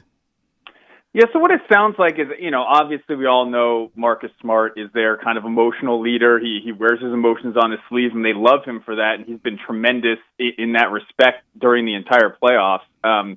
But what really kind of set this off, it sounds like, is that Smart felt there was a lot of kind of blame heading his direction for whatever reason, whether that's justified or not. And from the reports, it sounds like he went into the locker room and was basically like, look, guys, you all have to take accountability for yourselves and stop pointing the finger at me. the guy who spoke up was Jaylen Brown. And he wasn't necessarily angry at Smart. He was just saying, look, we don't need to point the finger at anybody. We're all in this together. We need to do this as a team. And that's when things kind of escalated. Apparently, there were some objects thrown, things like that. But nothing physical. I'm sure they, maybe got chest to chest, that sort of thing. But they were separated before anything physical happened. Brown spoke immediately afterwards and basically, buried the hatchet and said, that's Marcus. That's his fire. That's why we all love him, for his passion. It was just something that needs to happen. It'll bring us closer for Game 3. So I don't think there's going to be any long-term effects here. But look, these guys are in a bubble. This is a highly stressful situation. They're down 2-0. They're not used to being in this situation. They were up 2-0 in the last series and almost watched it slip away. So I think there's just a sense of urgency coming from the Boston locker room, and that kind of manifested itself in this argument. You talk about Jaylen Brown, and one thing that I liked last night that the Celtics did do in that fourth quarter is they actually got Jaylen Brown involved. Because in Game 1, to me, at the end of that game, it seemed like it was all just Jason Tatum and Kemba Walker, and they basically forgot about everybody else on that team. Yeah, they really did, and Jaylen had a really good series against Toronto, and part of that was because at least, after the Toronto went down 2-0, they started doubling Kemba and trapping him a lot, which really opened up a lot of opportunities for Jaylen Brown, and he hasn't had those same opportunities. I think he took 30 shots in one game against the Raptors, and you could tell even when Brown got it going a little bit. I remember one play, Tatum got the ball, Brown hustled for an offensive rebound, almost fell out of bounds, saved it, got it to Tatum, and Tatum started going into his kind of, ISO maneuvers, and Brown was in the corner, and he looked at him, and he clapped as hard as he could, and was like, give it back to me, and he ended up making a pull-up jumper. So I think what you're saying is true, that Brown is so talented, and he's essentially relegated to playing third fiddle offensively on this Celtics team because they're that good. But that will eventually lead to some frustration, I'm sure. So, I think where he really needs to step up is in when Miami goes to this zone defense, as we all saw. They just absolutely fell apart in the third quarter when Miami went to primarily that zone defense. And it's something that Erik Spoelstra has kind of kept in his back pocket. They haven't done it at all in their previous series, and now they're breaking it out a lot against the Celtics, and they haven't been able to handle it. So he might be a perfect guy to get in there because of his ability to knock down mid-range jumpers, and also to facilitate from like a high post scenario. So I definitely would expect Jaylen Brown to be more involved here. Perhaps the come-to-Jesus get-together after the game will propel the Celtics to get back in the series. Perhaps it will not, but we do know this. The Miami Heat, you talk about a team, they are playing like a team. They know they're alpha. They know Jimmy Butler's the alpha. But my gosh, everybody is stepping up. And I don't know what you guys expected, but I did not expect this from Goran Dragic. He is making big shot after big shot. I thought he kind of was like lost the last few years as one of the guards, the point guards you would look at when you looked at the list of NBA point guards. But he has really come to play in the bubble, and he is one of the big factors why Miami's where they are. He's been absolutely unbelievable. And you think about it, look back at this team. At the beginning of the year, the conversation with Goran Dragic was, look, man, we need you to come off the bench. Like, we think you're gonna be our bench spark. We want to put Kendrick Nunn as our starting point guard. Nunn has this tremendous year and is in the Rookie of the Year conversation. And then you get to the playoffs and Nunn is benched. I mean, he's played a few minutes here and there, but Dragic has absolutely been the guy. And what a brilliant move by Erik Spoelstra. But hats off to what Dragic is doing. He absolutely took over that game, game 2 in the fourth quarter down the stretch. It was Jimmy Butler was making plays on defense, but it was Dragic making huge shots on offense. And that combination has been what sparked them in the fourth quarter. I mean, you mentioned this team, their cohesion, they play together. So whenever I was asked about the Clippers before they were eliminated, I would talk about how they didn't quite have the chemistry, how things hadn't come together yet. The Miami Heat are the polar opposite of that. They have been together this whole time. You can tell they play for each other. They have extreme confidence in each other. One of the arguments from Jaylen Brown was that, we haven't played a full 48 minutes yet because they keep giving up these leads. But Jimmy Butler said the exact same thing. He said, look, we haven't played a full 48 minutes yet either. And they just have ultimate confidence in what this team is capable of doing. And if they keep playing the way they are on both ends of the court, I mean, this is a team that could win the NBA title. Is this the this playoff going to serve kind of as the official, I guess, kind of coming out for Bam Adebayo nationally for people to realize what he's doing? I mean, obviously the defensive play in Game 1 is one of the great things you'll ever see, but offensively, he's putting up numbers. I mean, he has been fantastic. He's tremendous, and I'm so happy that he's doing this on such a big stage because, those of us who follow the league closely have been watching this all year long, and this isn't a guy where, he's getting more minutes, so his numbers are going up. It hasn't been that. His improvement, I picked him for my most improved player. His improvement has been in all facets of the game, and he is the anchor defensively, not just with, obviously, we've seen what he can do physically with that block on Jason Tatum, but his intelligence, his IQ, his communication. He is the guy that keeps that defense together, and now we're seeing this offensive package that, frankly, he didn't even display that much during the regular season. He's hitting 18-foot jumpers. He's got a little floater game, and obviously last night he just kind of took over and dunked the ball about 12 times in 4 minutes to bring them back in the third quarter. So I absolutely love it. Can't say enough about this guy. And you look at how young he is, how young Tyler Hero is, Duncan Robinson, to go along with veterans like Butler and Dragic. And, the future of this Miami Heat team is pretty bright. Shocking. Pat Riley knows what he's doing in the NBA. Pretty amazing. Colin Ward Henninger joining us here on the program, NBA writer, reporter for CBSSports.com and CBS Sports HQ. You can follow him on Twitter at Colin CBS Sports. Denver, maybe the feel-good story in many people's minds in the bubble with what they've done. They got the Lakers. The Western Conference Finals begins tonight, as you know. Break it down for us.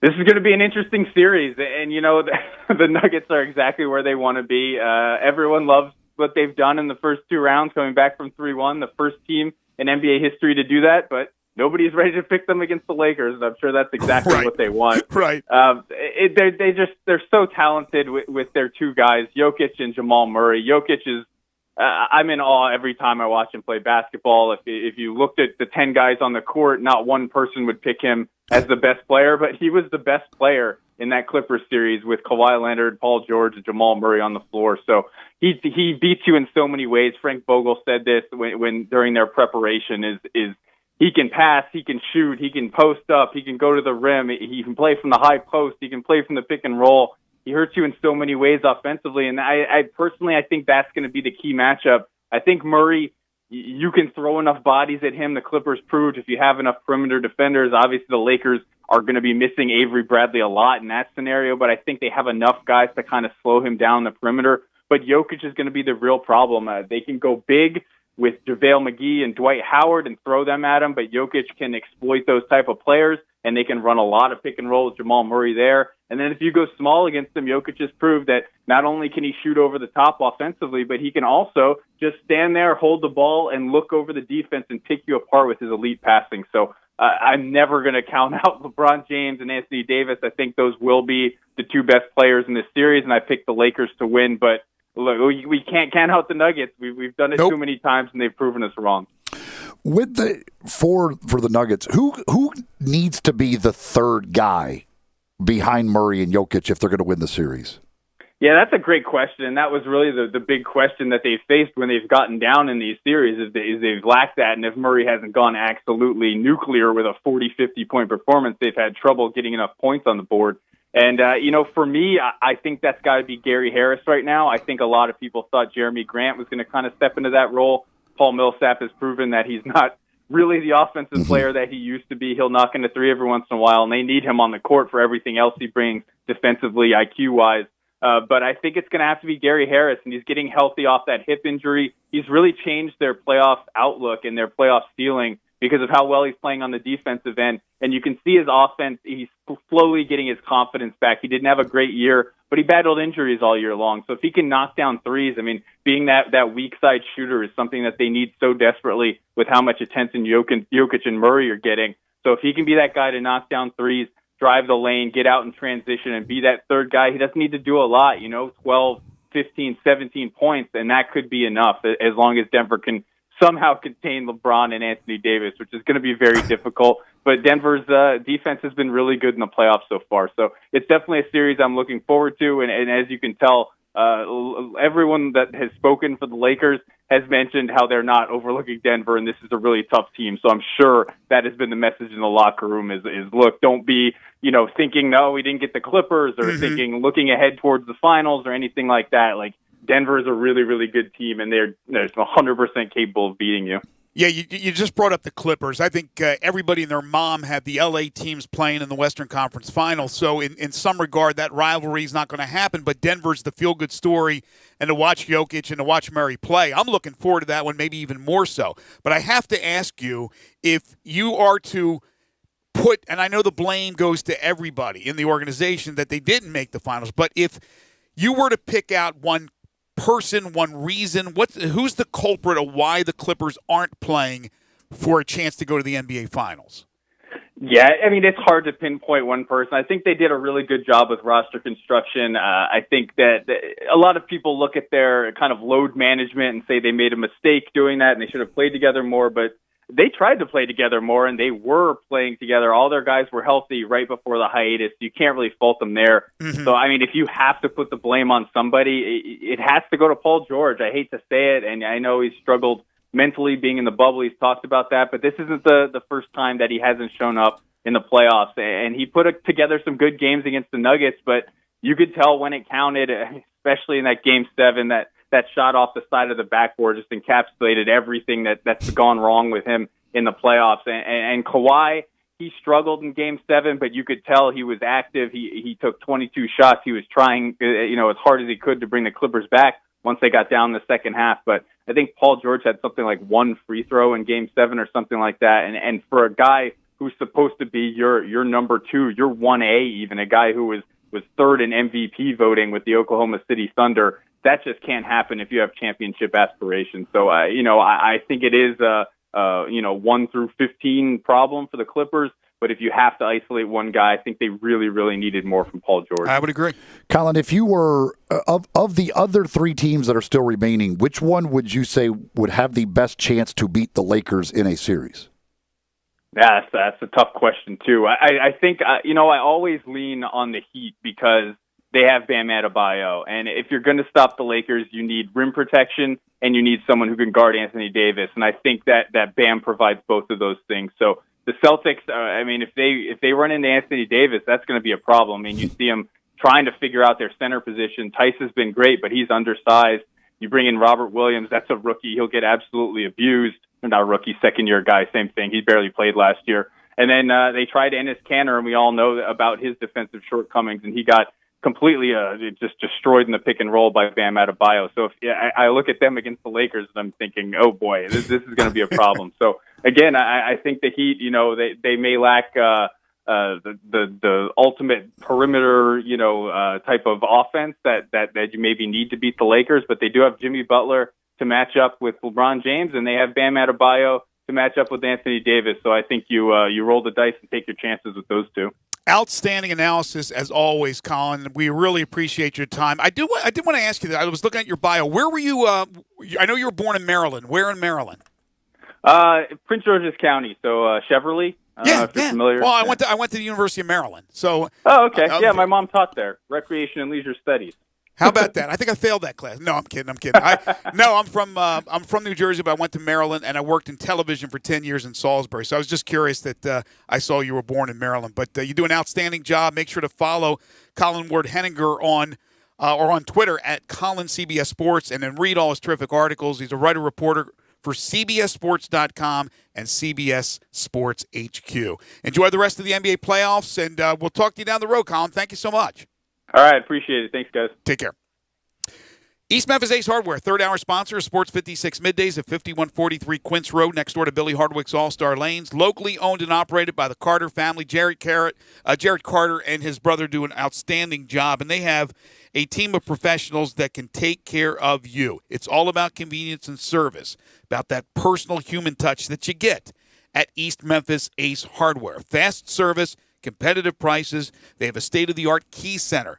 You need a key redone? Look, rekeying, door locks, they can do that. They have exclusive exclusivity. I'm struggling today talking. Exclusivity on replacement Duracell key fobs program. So, in other words, those key fobs, which sometimes when the battery goes out, it's a pain in the butt to get them fixed, or if you lose them, God bless if you lose those things. It costs a lot of money to replace them, and they will beat the dealer prices hands down, sometimes by 30 to 50%. So take advantage of that state-of-the-art key center at East Memphis Ace Hardware. They have a full variety of Benjamin Moore paints, the experts to help you choose the right colors. They can take care of your plumbing challenges. They can cut glass, including plexiglass, sharpen your lawnmower blades. They have a terrific garden center, the latest models with Weber and Traeger grills, and the very popular Green Egg. Come to Ace for your home maintenance projects, your neighborhood Ace in East Memphis for convenience, service, knowledge, and price. Online at acehardware.com, where they offer free shipping. Yeah, free shipping. 901-683-8688 is the number to call. Open Monday through Saturday, 8 to 7, Sunday, 10 to 4. It's East Memphis Ace Hardware. We need to take one final timeout. We'll come back, put a wrap on this edition of Sports 56 Middays right here on Real Sports Talk. Sports 56, 96.1 and 87.7. Broadcasting from the Family Leisure Studio, we are Sports 56, 96.1 and 87.7. It's time to catch the falling prices at Gossett Kia South Mount Moriah during our Fallback Kia sales event. You'll find best mass market brand and initial quality 5 years running for Kia with J.D. Powers, and we Gossett all at Gossett Kia Mount Moriah. Get 2020 Forte $131 a month, 36-month lease. How about a 2020 Soul $148 a month, 36-month lease? And check out the all-new 2021 Kia K5, now just $189 a month, 36-month lease. And they're all just $3149 due at signing. And in these uncertain times, Gossett says rest assured with Kia's 10-year 100,000-mile powertrain limited warranty. So whether you live in Horn Lake, South Haven, Olive Branch, or Memphis, you'll be happy at Gossett Kia, 2680 Mount Moriah, or KiaMountMoriah.com. If you want it, we got it at Gossett Motor Cars. All 36-month leases, $3149 due at signing, 0 security deposit, excludes acquisition fee, 10,000 miles per year, 20 cents excess mileage, $650 acquisition fee, Forte LE 2249.63, Soul L7120906, warranty is a limited powertrain warranty, see Kia.com or retailer for details, includes all rebates and incentives, PF 598.75, excludes tax title and license, see dealer for complete details, not all customers will qualify.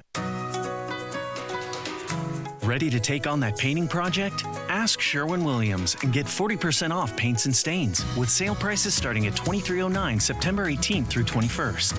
With 40% off our exceptional paints and stains, you can give some color love to your bathroom, living room, or every room in your home.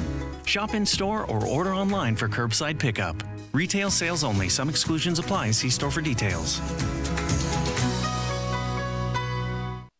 Upgrade your commute at Acura of Memphis. Seize the thrill and test drive one of our award-winning models, each packed with cutting-edge technology, luxurious amenities, and a driving experience that's sure to awaken your inner self. Driving shouldn't be a chore, it should be an adventure. Advance your drive today, shop our aggressive lease and finance options now, luxury is waiting at Acura Memphis, or shop online 24/7, visit AcuraofMemphis.com.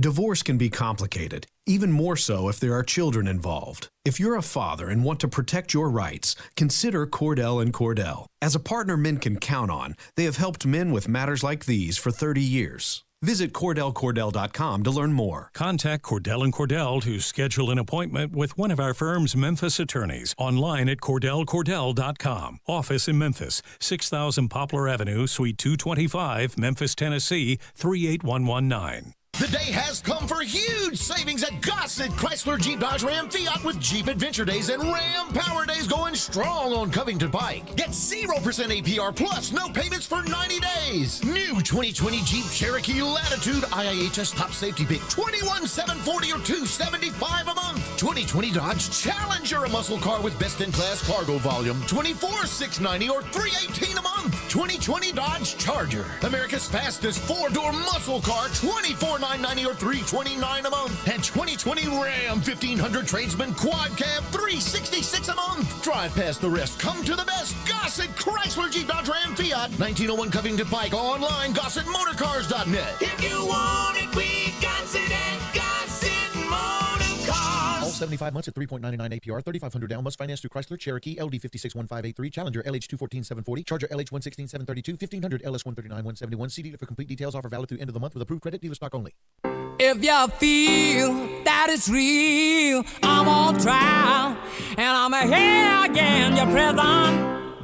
Now, back to Sports 56 Middays delivered by FedEx. Visit FedEx.com/e-commerce to learn how FedEx helps small businesses grow every day. This hour is also brought to you by Action247.com. Here once again are Greg Gaston and Eli Savoy. Take me to the pilot for control. Take me to the pilot of your soul. Patrick Reed, an early birdie in his second round at the U.S. Open, so he has tied Justin Thomas. They are both 5 under par. Harris English has an early birdie. He's 3 under, tied with Bryson DeChambeau and Rory McIlroy. McIlroy has yet to hit the course for his second round. DeChambeau's in with a 268. Tiger Woods parred his first hole. He's at 3 over. The cut line right now at 4 over, but I'm sure that's going to go up probably a bit after the struggles of the early rounds. And if the conditions remain the same, Eli, I would think it would be a bit of a struggle this afternoon for the golfers, despite the day they had yesterday at Winged Foot. Yeah, and we'll see what the winds do, but yeah, it must be some tough pin placements today for what the guys in the early wave did. Time now for one final thing. Before Greg and Eli get out of here for the day, they each have one final thing they think you should know to make it through the rest of your day. So here are Greg and Eli with one final thing. Just a quick update on some injuries for this weekend in the NFL. Mike Vrabel has announced that A.J. Brown is out. He has a bone bruise in his knee that cost him to miss a few practices this week. So A.J. Brown is a no-go for the Titans against the Jaguars. Bruce Arians, Tampa Bay's head coach, says Chris Godwin is doubtful for their game against the Panthers. And I know Michael Thomas didn't practice yesterday for the New Orleans Saints. So some big-name wide receivers that are either on the shelf or could be going on the shelf for Week 2 in the NFL. So tonight, again, I will be over in the Nashville area in Hendersonville, Tennessee. Christian Brothers will be taking on Pope John Paul II. Pregame coverage will begin about 6:50 here on Sports 56. And then coming up this weekend, NFL football we have for you. We got Minnesota at Indianapolis in the noon game on Sunday. Great Sunday night matchup with New England and Seattle. And then, of course, Monday Night Football, New Orleans and Las Vegas. So we've got some NFL football. And, of course, next week we'll have Ole Miss football in there on Saturdays mixed in as well. A lot of football action for you coming up this weekend here on Sports 56, 96.1 and 87.7. One game that will not be played tomorrow, according to Bruce Feldman, breaking news, the Baylor-Houston game has been postponed. Again, according to Bruce Feldman, that game was the game that was put together after Memphis had to bail from the game against Houston that was scheduled for the Friday, for today. So you have all kinds of rescheduling, and even when you reschedule, it doesn't always pan out, does it? That's crazy. A game that was on their schedule for all of 6 days. Exactly. They slapped it together, and it's not going to work out. We got a lot to talk about on Monday when we join you next. Obviously, we'll recap college football and the NFL weekend, plus the U.S. Open as well. We'll be joined by Barrett Sallee on Monday.